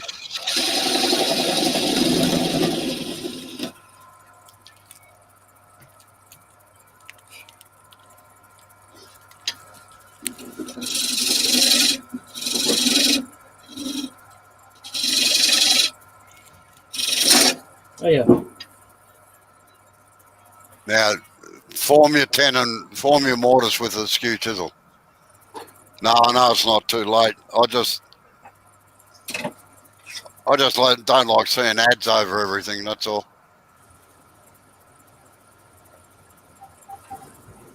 It's not just that, Robbo. You can have the super chat activated on your lives.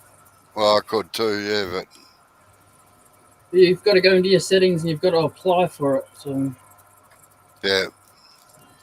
and also too, just because you can get 1,000 subscribers and get that, you've got to have that within an X amount of time. Otherwise, you still don't get it. Yeah, well, that's right. And I don't have 1,000 subscribers, so Yeah, you do. On your other channel, you do. on my other, yeah.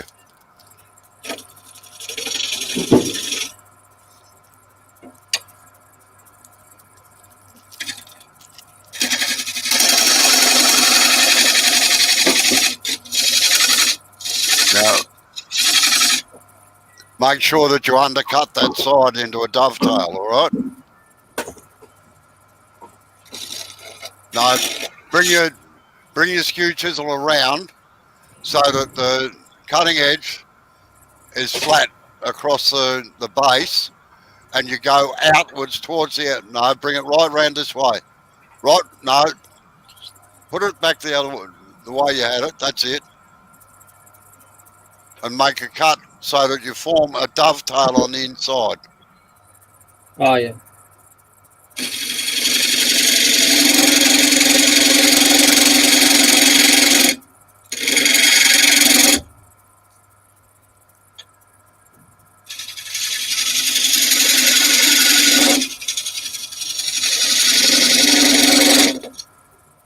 I think you need to bring that handle around towards the camera more to get a true dovetail on it. That's better.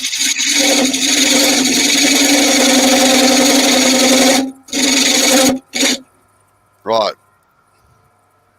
Just make sure that edge is flat on the base. Yep.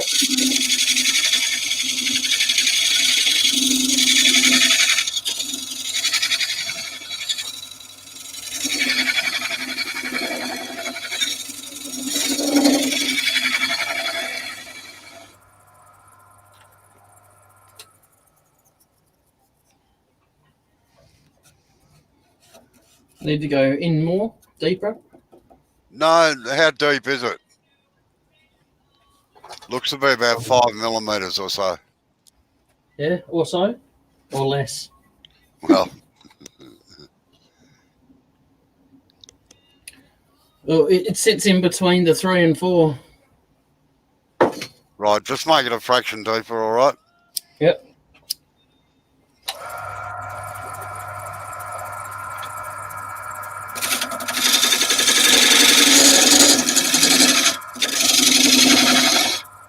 Did you see what my wife does, Shay?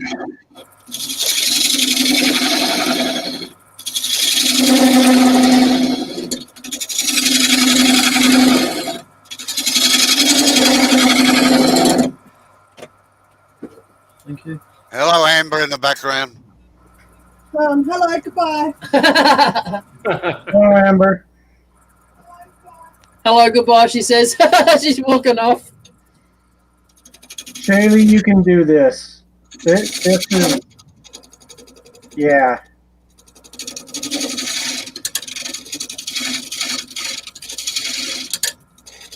Yeah, don't come past the centre line. Really? Yeah, really. Yeah, things will come up that you don't expect. Right.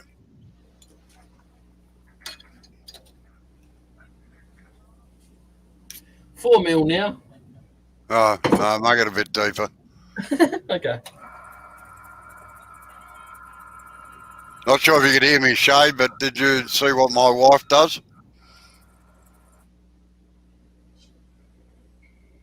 What does your wife do, Robbo? I don't even know that. Well, oh, sorry, you weren't there. Well, my wife was an accountant, but this Jay'll have to put it up on the bigger screen when he gets there.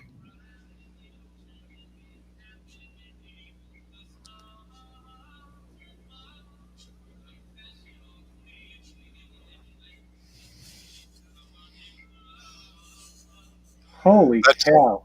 That's all painted, believe it or not. That's beautiful. And that was one of the beginning ones, believe it or not. She's done far better since then. But the whole thing was, this is a solid piece of wood, and she's made it look like masonite or something like that. Yeah, that's fantastic. Give her a big hug. Oh, I do that anyway. I don't need encouragement. Honestly, it almost looks like Burl. Yeah, I know. It does. No, very clever lady. Yeah, scroll saw's safer. That's probably true, Shay, but not as much fun. I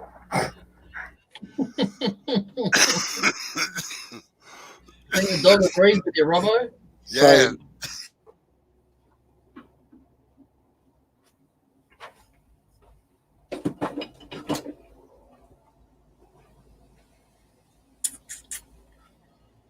Alrighty. Got that sorted out now? Yeah. Okay. Right, start come out about halfway between the edge and the edge of the mortise and start putting your shape into it, all right? Okay.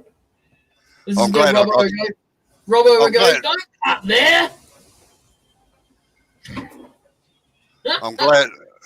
I'm glad that I got somebody excited other than you, Dark.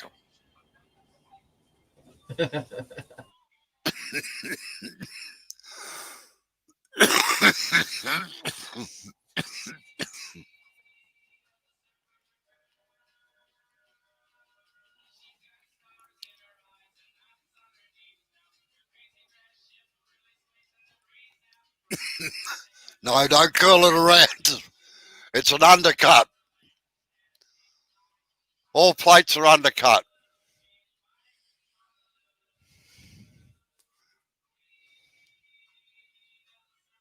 See the inner curve in it? Do you know who you're talking to? I know. Well, instead of going around, you go the other way.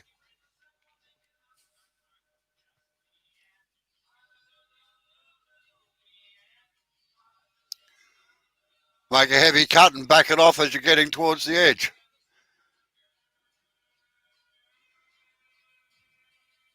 You're scooping it out.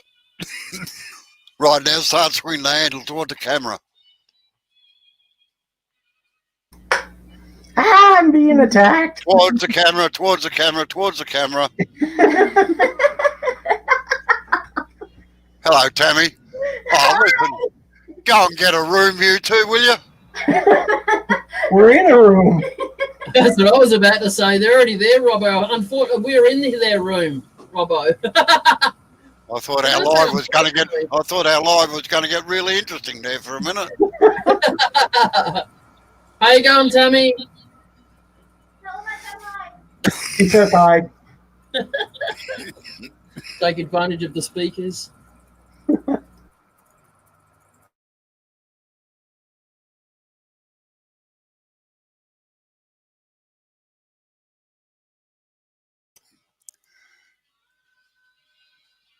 Swing the handle around. That's it. Swing the handle back. Swing the handle back.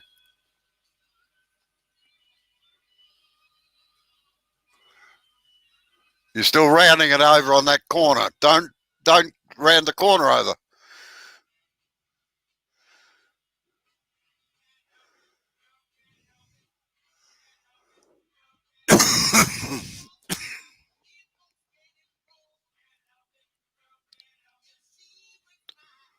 Move the handle towards the camera, towards the camera, towards the camera, towards the camera, so you're reducing the cut. Towards the camera. Bring it right round, quick.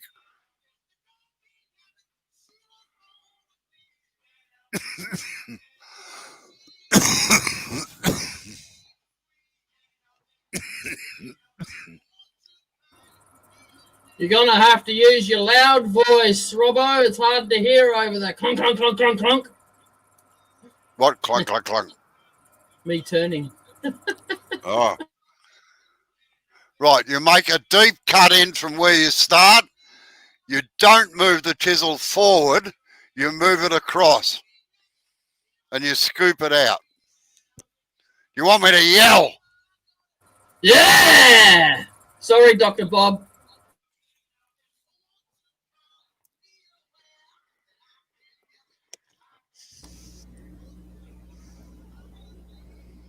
Okay, guys, I'm going to step out since Tammy just got home, so I will see you guys later. All right, see you later, love Blair. words later. Thanks. Oh.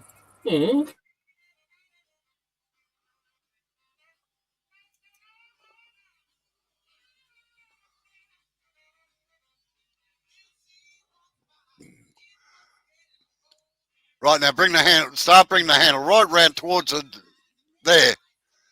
See how you're getting an undercut in it now? Is that what you want? Yeah, that's looking pretty good. All right, just smooth it out at that. Still not exactly what I wanted, but it'll do.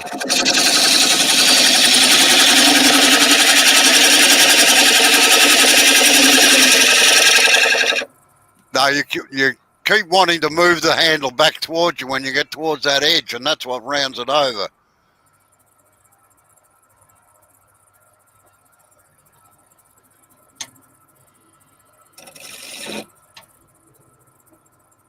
Remember, wood turning is just getting rid of the stuff that you don't need.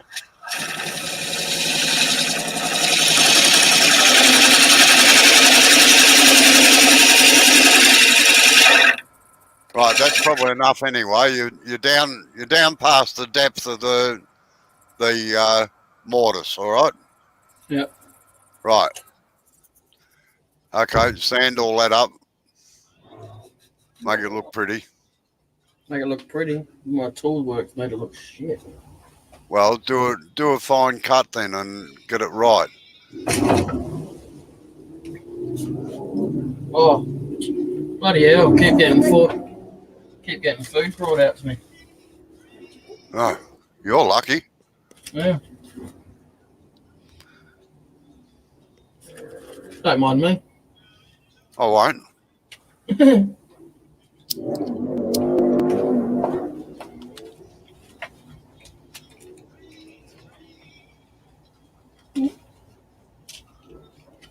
Have you had enough? Huh? Have you had enough? Well, these are left over from your lunch. Oh.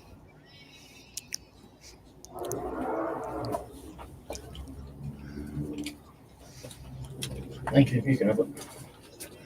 Now, if you get your spindle gouge, Jay, That's what I got. right, do a shear cut down it. All right, just follow it. Don't take. Just keep following that pattern. No, you've got to move your tool rest out a little bit so you've got plenty of room there. No. I meant the banjo. Move the whole banjo right along so you've got more outside out towards you. No. Oh, okay. All right. Okay. Right, now get it in close to the work.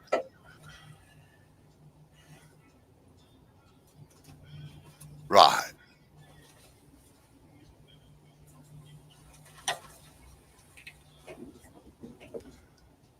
Now remember, horizontal flute at 45.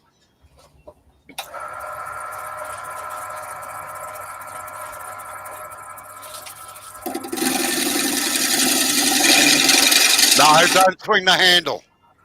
Just trace it straight down. You're not making any cuts with it. You're just trimming it off now and smoothing it out. Mm-hmm. So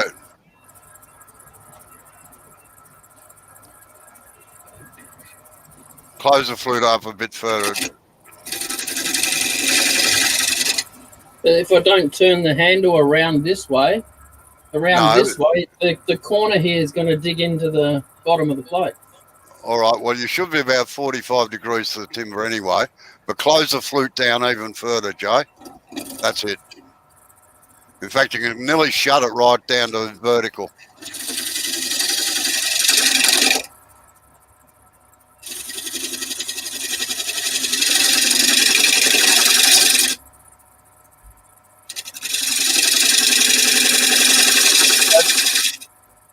That handle should be, when you're doing that part down there now, that handle should be pointing at the back wall.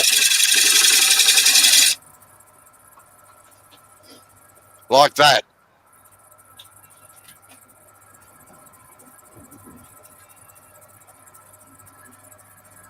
Like that. Close the flute. Right. Close the flute right down. Just underneath the extreme point. Now, move the handle towards the back wall a bit. No, towards the back wall, away from the camera. Right round, away from the camera. That's it, like that. Close the flute down a little bit.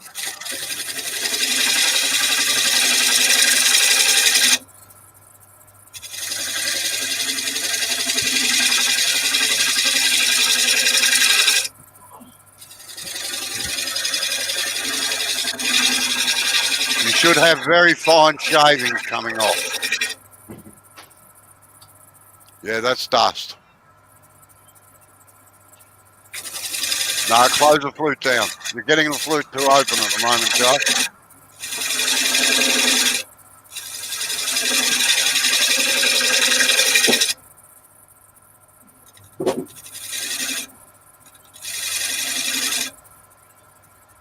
Close the flute down.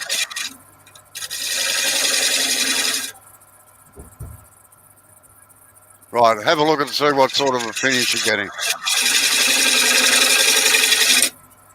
I've got a funny feeling you're tearing it.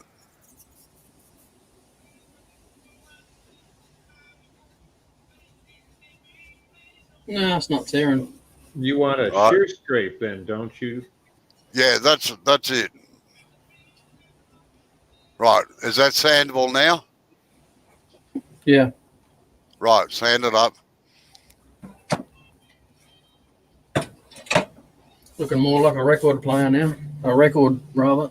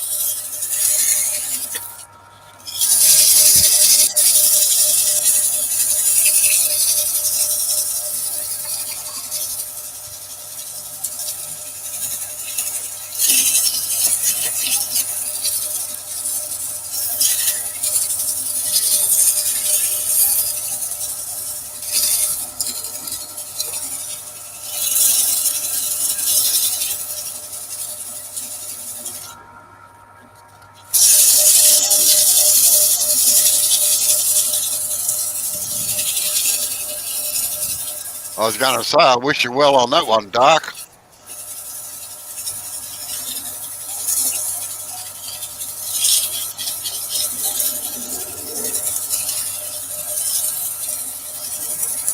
I watched the Filipino wood carve a rose into a cabinet front a few years ago. 5 hammer blows he took, and that was it. Absolutely into a piece of mahogany. It was absolutely fantastic to watch. Just hold on, my wife says she doesn't like getting on camera.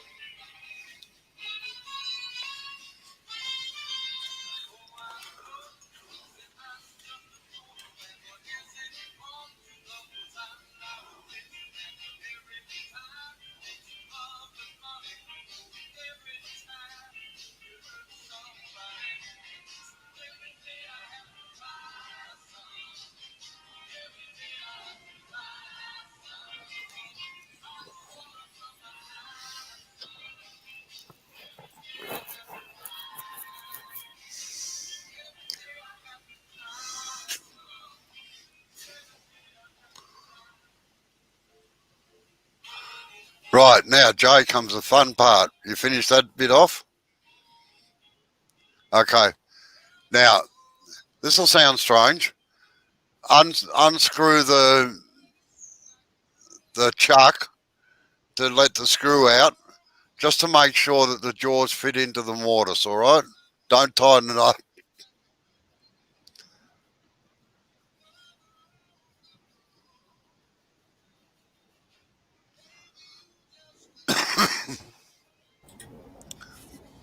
Don't leave your chuck key in there. Oh, I had to take my mask off. Yeah. No, always get in the habit of just keeping the chuck key in your hand. All right. Now, turn it around and see if the jaws fit into the mortise.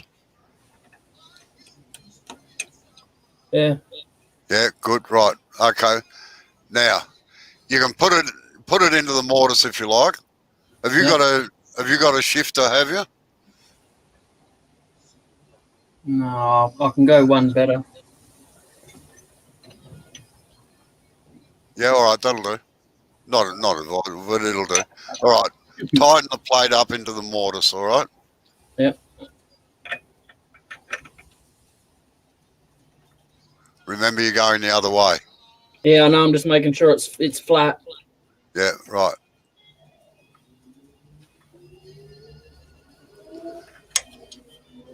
Oh.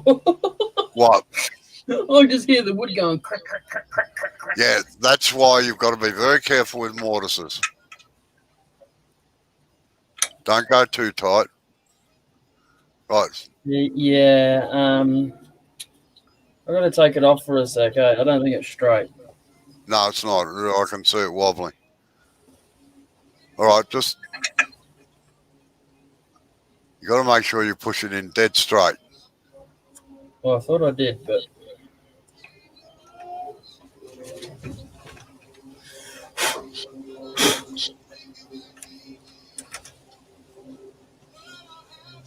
What I do is just get it so it's just about there, and then give the plate just a quarter of a turn or so. yep.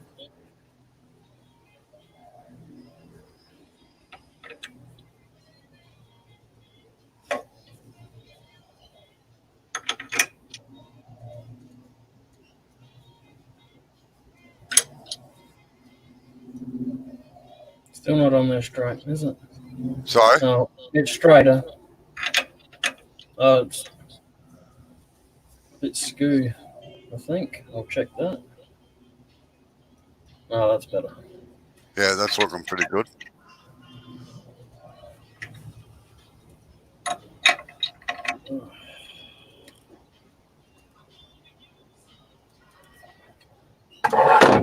Okay, now use the Stilsons and take the screw thread out. Yep.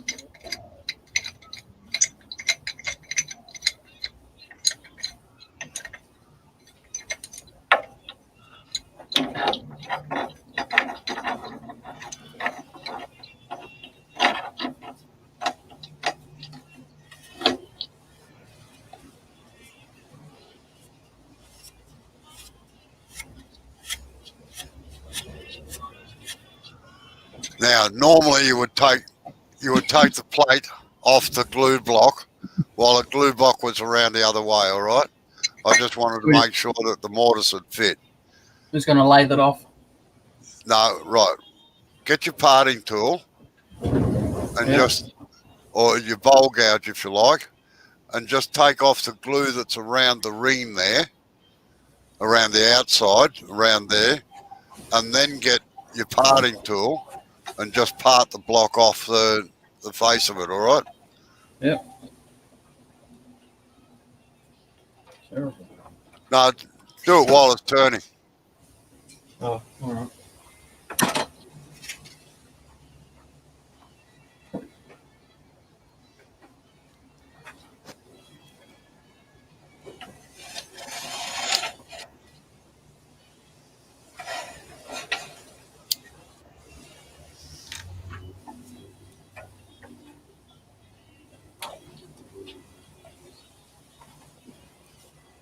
Oh, I didn't like the look of it. Oh.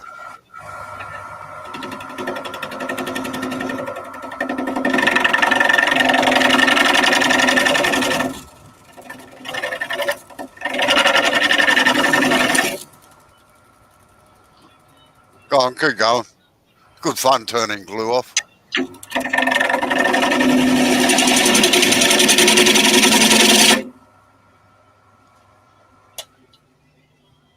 Right, now get your parting tool down in there and just part away from the plate face, all right? Yep. And take the block off. That way you can keep the block for the next one you've got to do.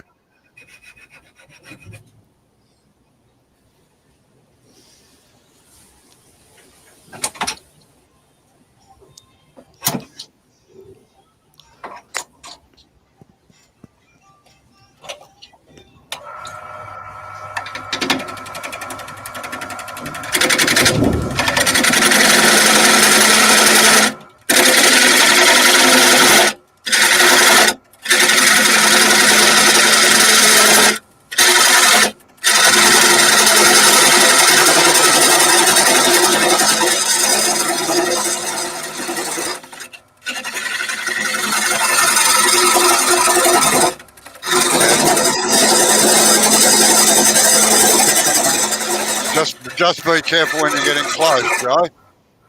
What? Just be careful when you're getting close to getting it off. Oh, yeah. I was just going to break it at the end. Okay. Just watch out it doesn't break while you're using the tool.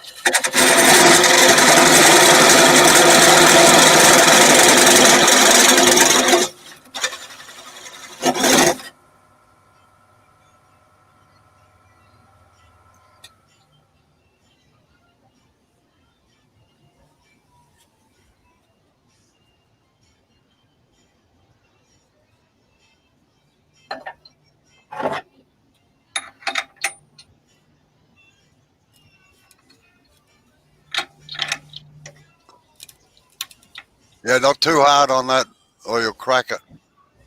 Can you hear that? Yes, I can.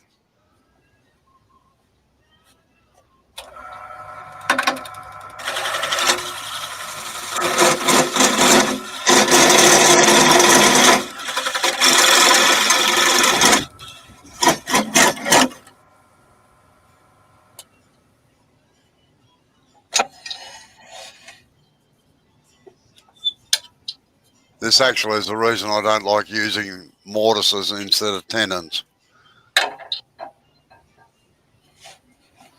I have actually noticed that, to be honest.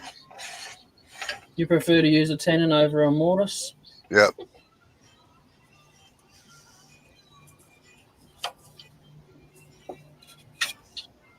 See, it's not straight. It's not straight. No, you're probably hitting the face of the plate because it's not flat.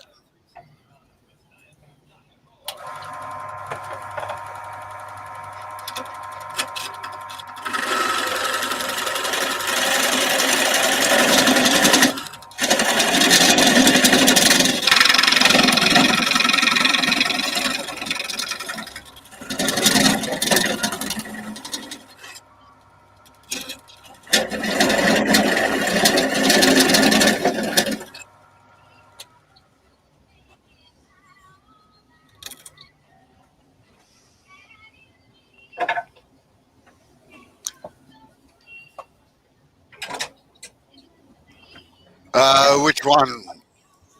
Dark? My big lathe, Henry. That cost $12,000 to build.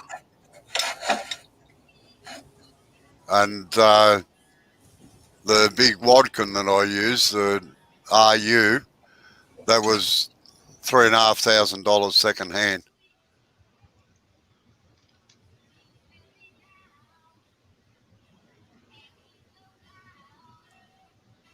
No, another 8 years later for me, Dr. Bob. Ah. What was the horsepower of your big lathe? 3 horsepower. Yeah. And that would be 440 for you or 460? No, Henry actually, yeah, they're both 3-phase, 480. 480, okay. Yeah, the big lathe was actually custom built, Dark. You can't buy anything like that. Not these days, anyway.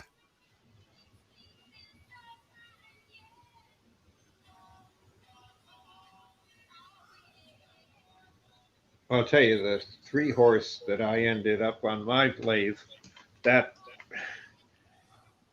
it kind of scares me at times, but I'm used to it. That's No, why I had mine, the remote so handy. yeah. No, they haven't got variable speed on it. They're pure 3-horse. They need the 3-horse to get the power out of them when they put a variable speed on them. But you probably find you're only getting, with your variable speed, you're probably only getting 1.5 horsepower out of them. Not a true 3 horsepower. Yeah, rightfully so. Forgot about those calculations. I've been a long time since I've worked with those. Yeah.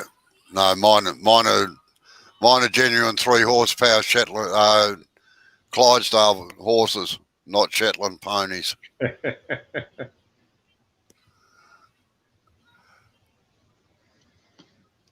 No, well, it was paid for on the first job, Dark. The cost of it was actually built into doing the job that it was built for.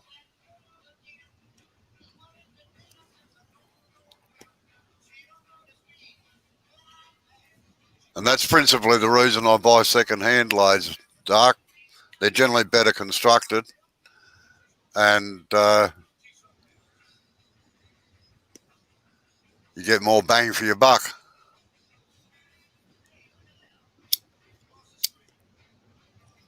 Yeah, the lathe I've got, a Powermatic, and I love it. It was a dream come true when it appeared in my shop.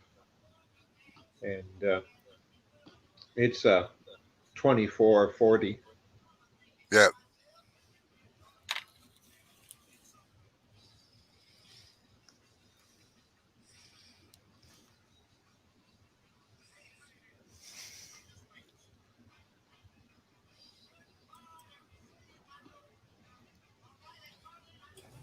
I've made it concave slightly. Sorry. Yeah, well, no, you've got to, what you got to do now is follow the outside profile down. Yeah, I did. And then flatten the bottom out. Oh. But it needs to come down to fairly thin. Like this is only 6 mil thick, this plate. Okay. Yeah, you're not making a frisbee.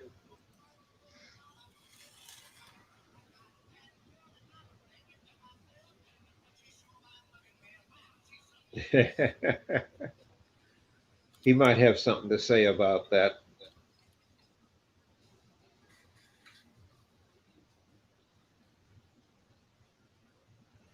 To me, the Powermatic is, out of all the lathes out there, I like it the best.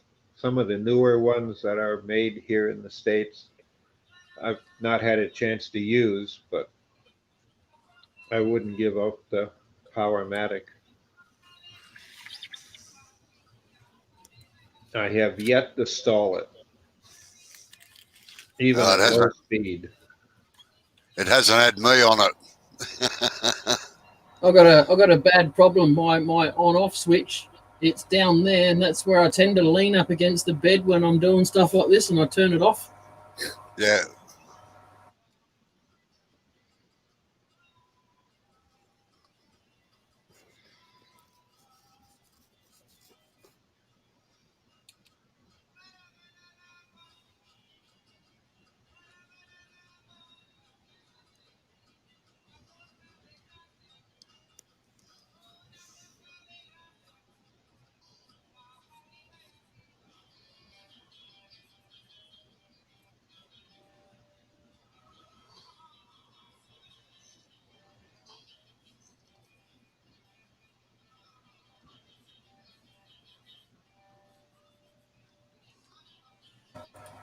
How you going, Steve?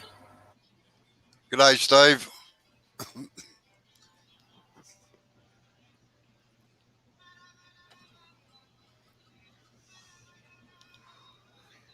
So my Powermatic Dark is the 5th lathe I've owned. I've got 3 right now I own, and got Did you see one of that them one? loaned out. Did you see that one or what? It was just quick for the eye. I did it so quick it's done. Look at that. How cool is that, eh? Well, you learned something from it. Yeah. You didn't stand in the line of fire. No. Well, all you did is make it holy. It's a clean cut. I could glue it.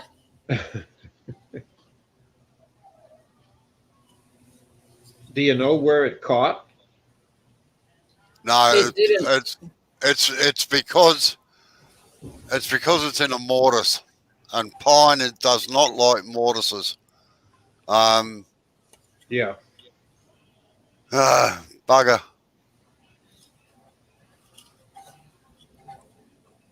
Shit happens, I suppose.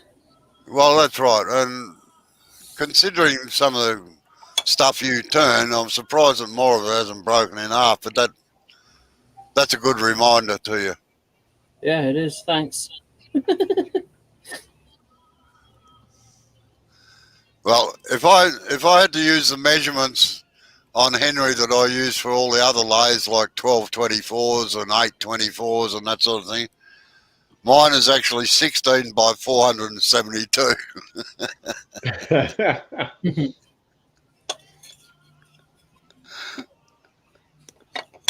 That is a long bed lathe. Yeah, It's for turning flagpoles. that's exactly what it's for. And I thought you said light bulbs for a second. Sorry, Bob?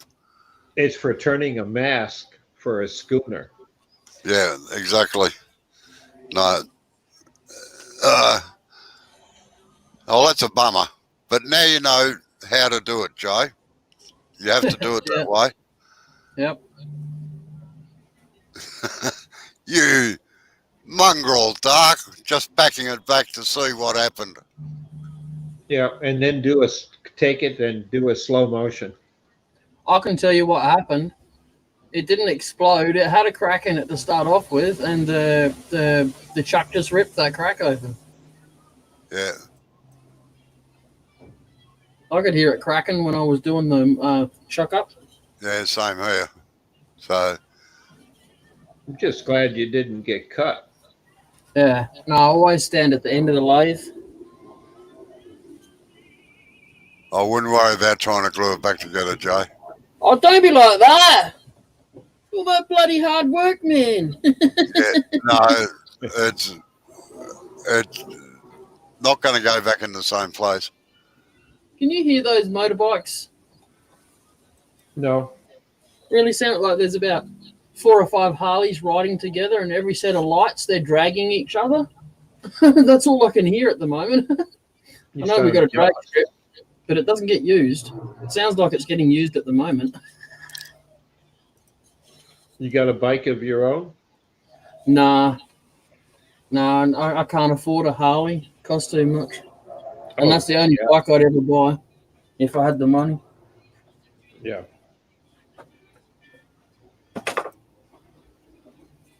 Nah, just like I'd get lazy after a while and wouldn't polish the chrome, and I'd get in trouble, just Robbo knows why I won't buy one, because I just don't have the bloody money.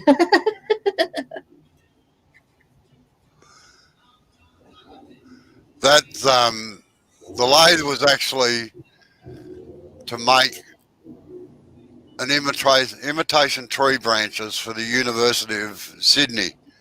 I'll see if I can find a picture in a minute. And the longest ones were 11 metres, and the shortest ones were only 2 metres. So, but that's the job it was specifically built for. Do you know how hard it is to find information on you? On what? You? On me? Yeah.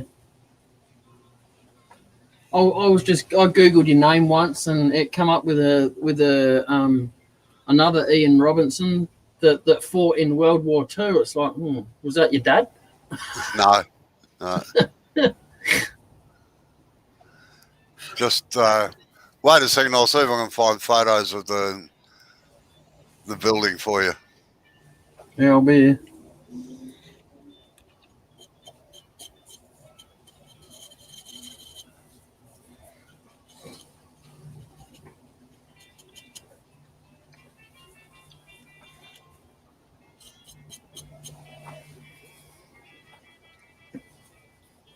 This stupid new vaccine that's coming out, I hope they don't make everyone have it, or you can't cross the border, or you can't do this, or you can't do that.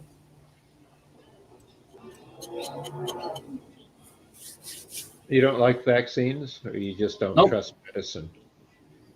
Every time I've got them, I've got bronchitis. So, no. What would you rather be, dead or bronchitis for a short I period? don't get bronchitis when I don't have the flu shot. Put it that way. I don't get bronchitis. I very rarely get sick. I don't go anywhere to get to be with other people to get sick. Yeah. Well, I don't go anywhere. I haven't been. The only place I go is to the VA hospital about every 2 months. Yeah. Or I'll take the dog for a walk, or I'll walk up to the 7-Eleven store here. Yeah. So the new vaccine does concern me a little bit because they haven't actually tested it. They've gone, yep, this works. Get it out. Quick, quick, quick. Yeah. Good stuff.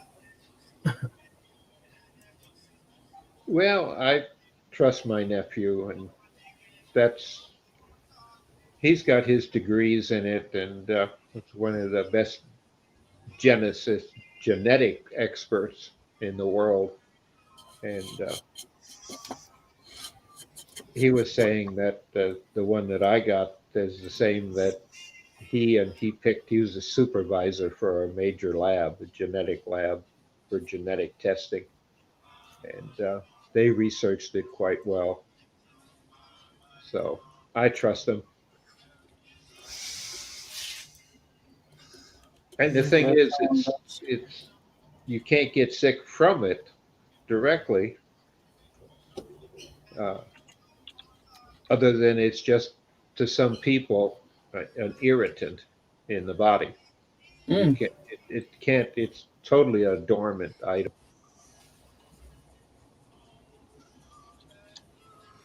It just it gets my curiosity going. Why everyone wearing a mask, right? Everyone's immune system's going to go down the toilet because they're not getting the little germs and stuff they were getting before. And they go, and then what are they going to introduce after that? You're only wearing a mask when you're with a group of people or close to them in public. I mean, as long as you're 6 to 10 foot apart, you're outside. Say you want to play a baseball game or you want to play tennis. Go play tennis. You don't need a mask to play tennis because you're moving around. Yeah, we don't have to away from other people. It's not going to jump. It doesn't float in the air. Yeah, very far. So many different theories going on about not touching stuff and it being on stuff for too long, and they come out with new strains. What are they coming out with new strains for? Huh? You just need to go to the site that from your own country or a country of your choice that you believe in, and check what they recommend and why. It looks what science that they have to prove what they say and the facts, and then it's up to you to make a decision.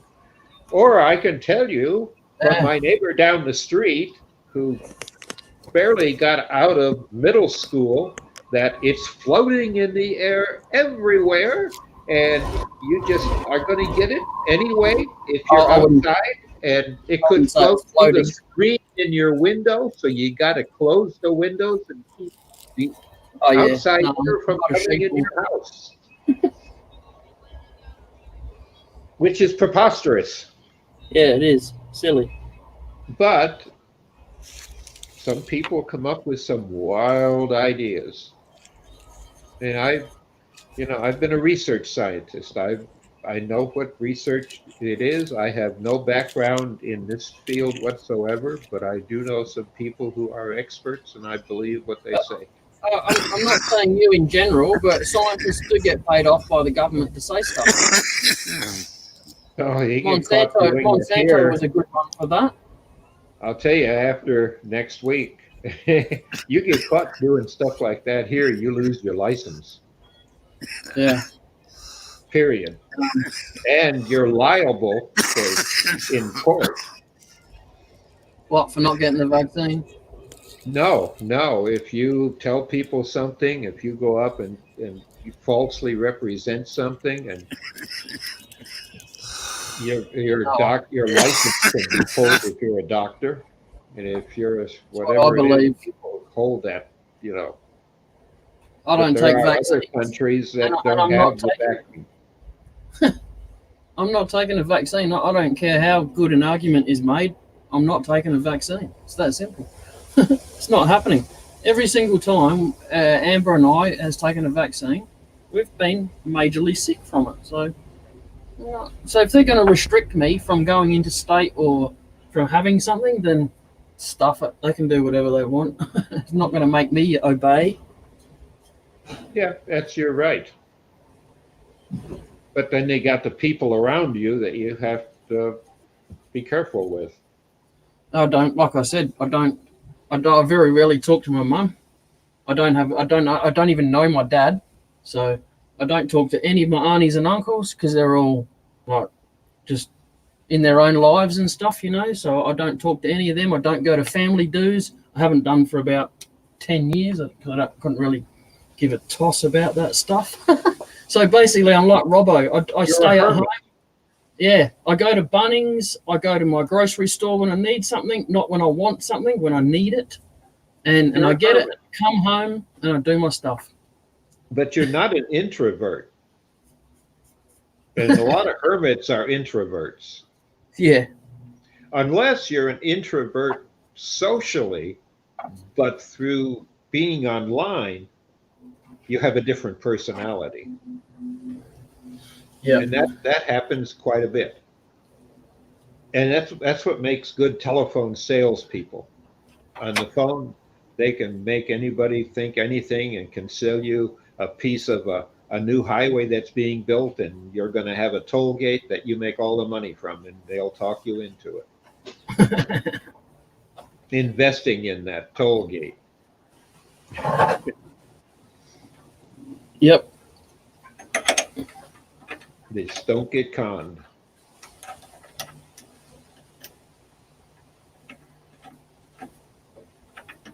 So I'm just going to set up for another plate for tomorrow, but I'm not going to do another one now.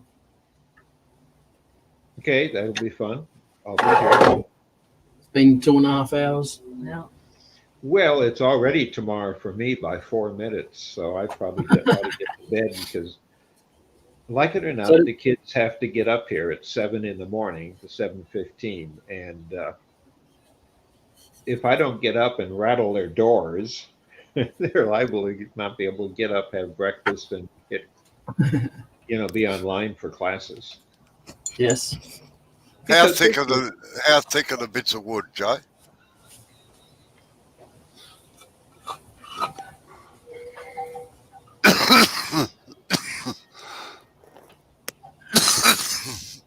I'll see you guys tomorrow. I got to drop out. All right, thank you for coming in, Dr. Bob. See you, Bob. Oh, yeah. Take care. Bye-bye. Night now. An inch. All of them.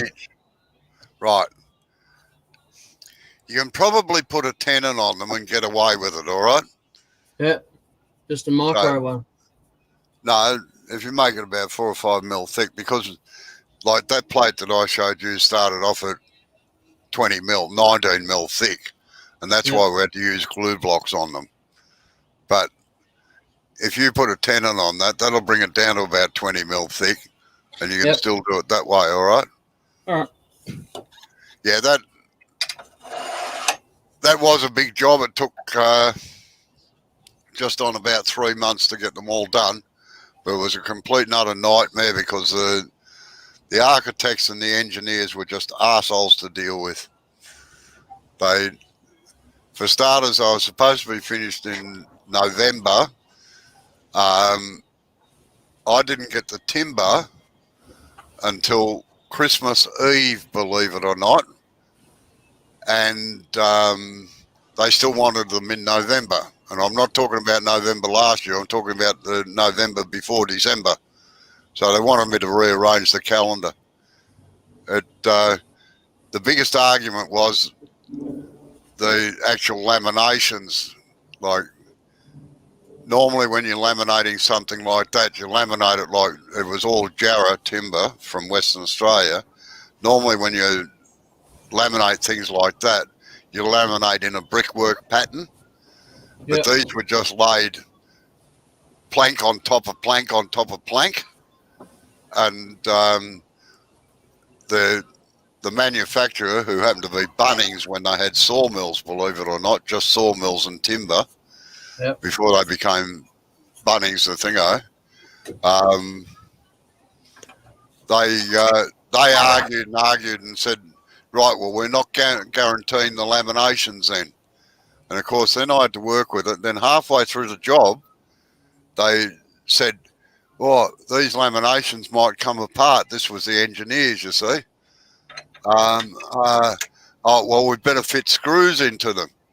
So I had to drill into each one on the longer 11-metre ones.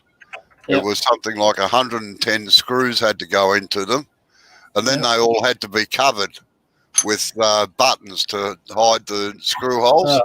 They had an aluminium, if you have a look at it, they've got a stainless steel fitting at each end, the big long ones, so that they could actually pivot them. And they were supposed to be machined down the inside so that they were all a nice even shape.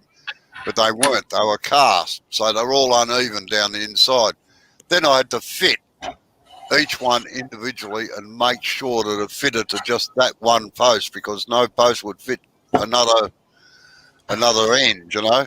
Like I said, it was a bloody nightmare. Doesn't sound like fun at all. But anyway, it sent 4 companies bankrupt, that job. As long as it wasn't yours. No, it wasn't. I was one of the lucky ones, but Davy Glass were the ones making the job, and it sent them bankrupt.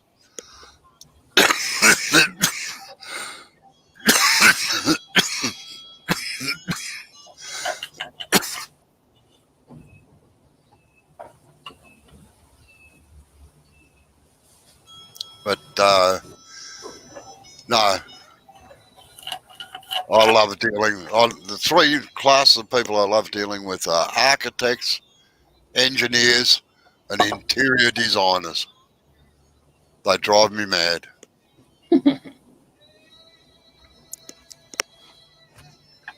Drive you bloody bonkers.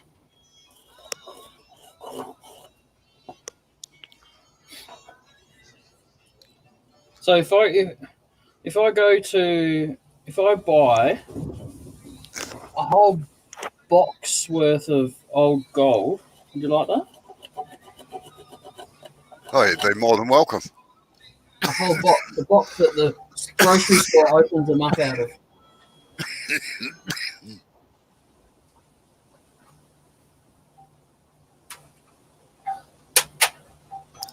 Why are you trying to make me fat? Or you're just going to annoy me and eat it in front of me? No, I was going to give it to you when I came there. Yeah. Empty packets, I mean. Yeah.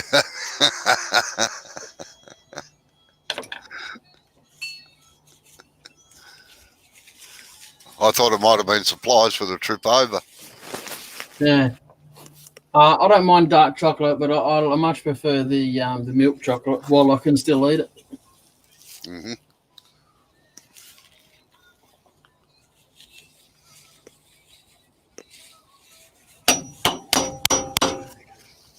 No, it's much probably cheaper for me to buy a box here at Woolies than it is to buy a box of it in bloody Food Works near your house. Well, probably, yeah.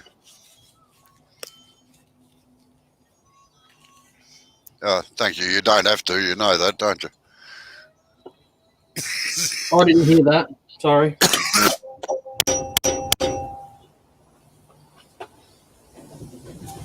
Just pretend I didn't hear that.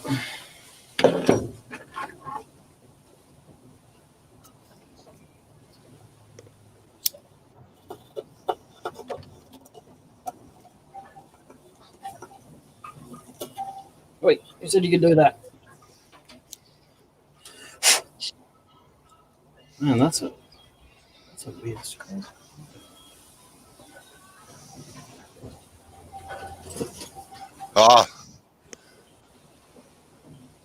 I happen to like Old Gold rum and raisin chocolate dark. And Jay's coming over to our place in a couple of months, and he's bringing across bribery. So, and then what does Julie like for snack for nibbles like that? She likes chocolates, so All right.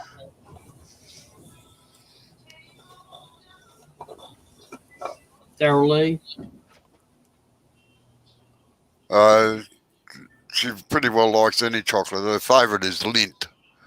Okay. Darn it, I would have wished I still had the food charity now.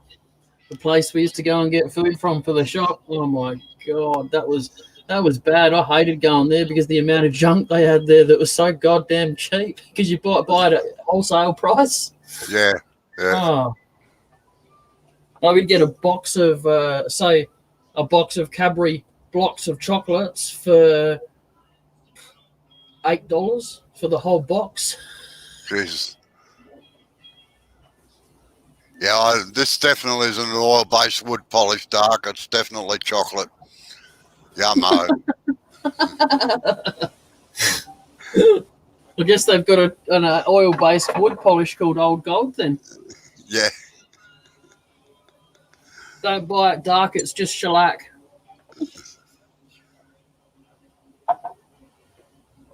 All right, so I've done that. Right. Yeah, well, if you set it up... And I've put the mark in the other side this time before I... Yeah, good. Oh, shit. So, yeah. Maybe I should have looked at that before I did that. what's that? Yeah, it's got a knot in it, a big knot. I saw that straight away. Yeah, right. Just try it and see. Can only It's got fall out. hole in it. You can see the light right through it. Eh? Like I said, I can see the light right through it. Yeah, well, it's called a dead knot. It's called someone put a bloody axe through it or something. Look at that mark. Yeah, I know. Yeah, the crack.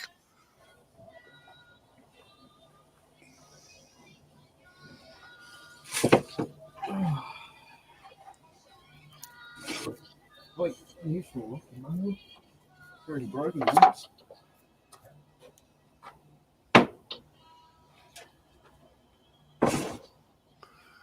No, that's from stroking it like this for wisdom, you know. Dark. Oh man, I'm so glad I looked over because if I just heard that's for stroking it for wisdom, my mind would have gone to wrong places.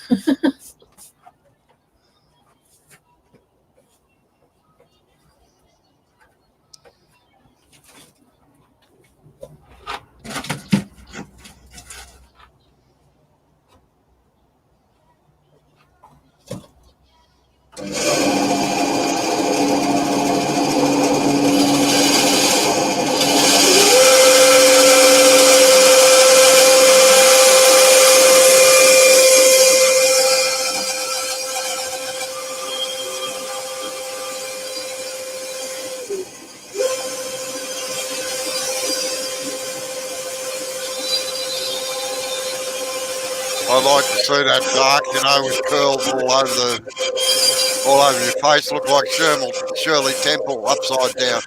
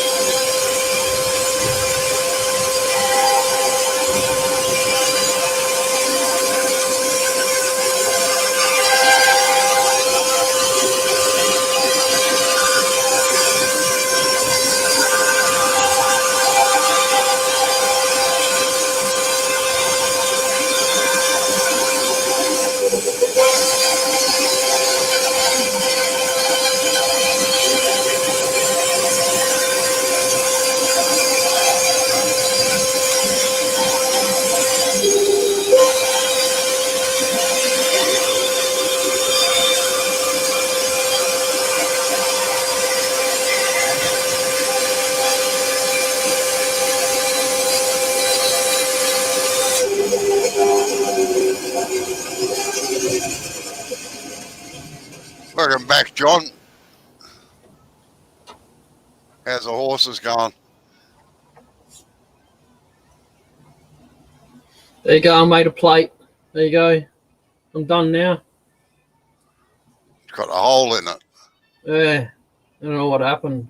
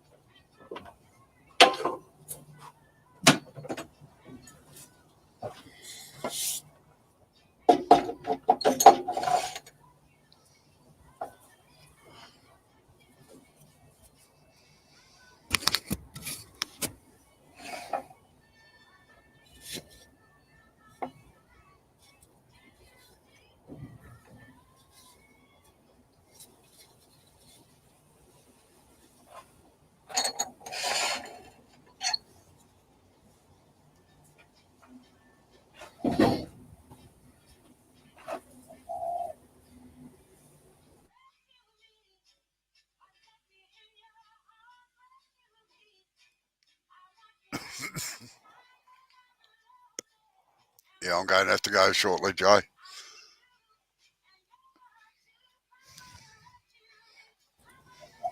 Yeah, I'm not going to stay on much longer anyway. I was going to knock it off in 10 minutes. So just getting this all set up and ready for tomorrow. Yeah, all right.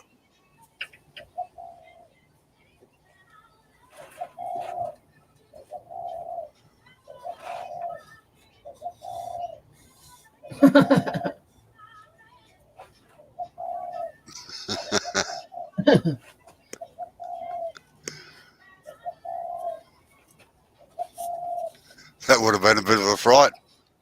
It's been funny, actually. Just me and Jay here now, and Dark in the background, and Steve in the background there somewhere. I'm not sure if Shay's still on. She was starting to cut yesterday, so she might have gone back to that. Yeah.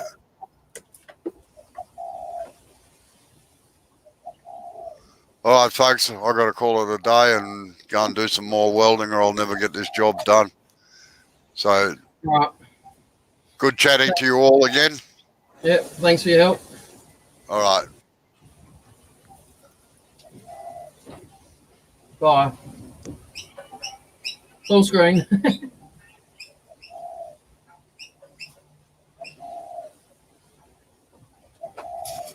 All right, ladies and gents, I'm going to knock it on the head in about 5 minutes.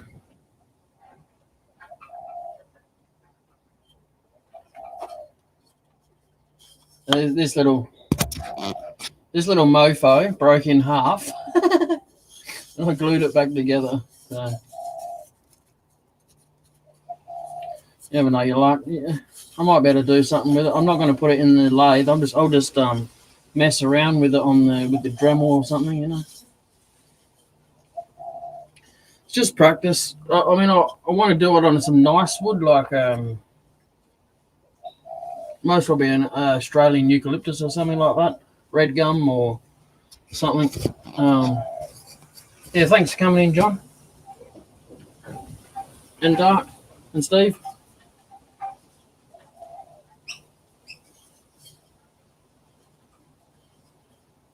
Yeah, no. I did half a plate. And then I halved the plate. Whoa! Started getting it thin too. No, well, shit happens, don't it?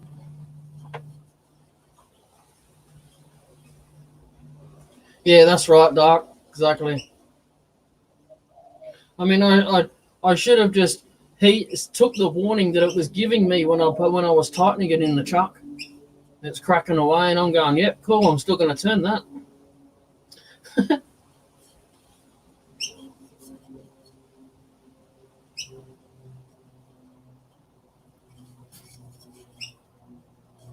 That's some really nice figure in that wood too. Wasn't bad. Just up the top there.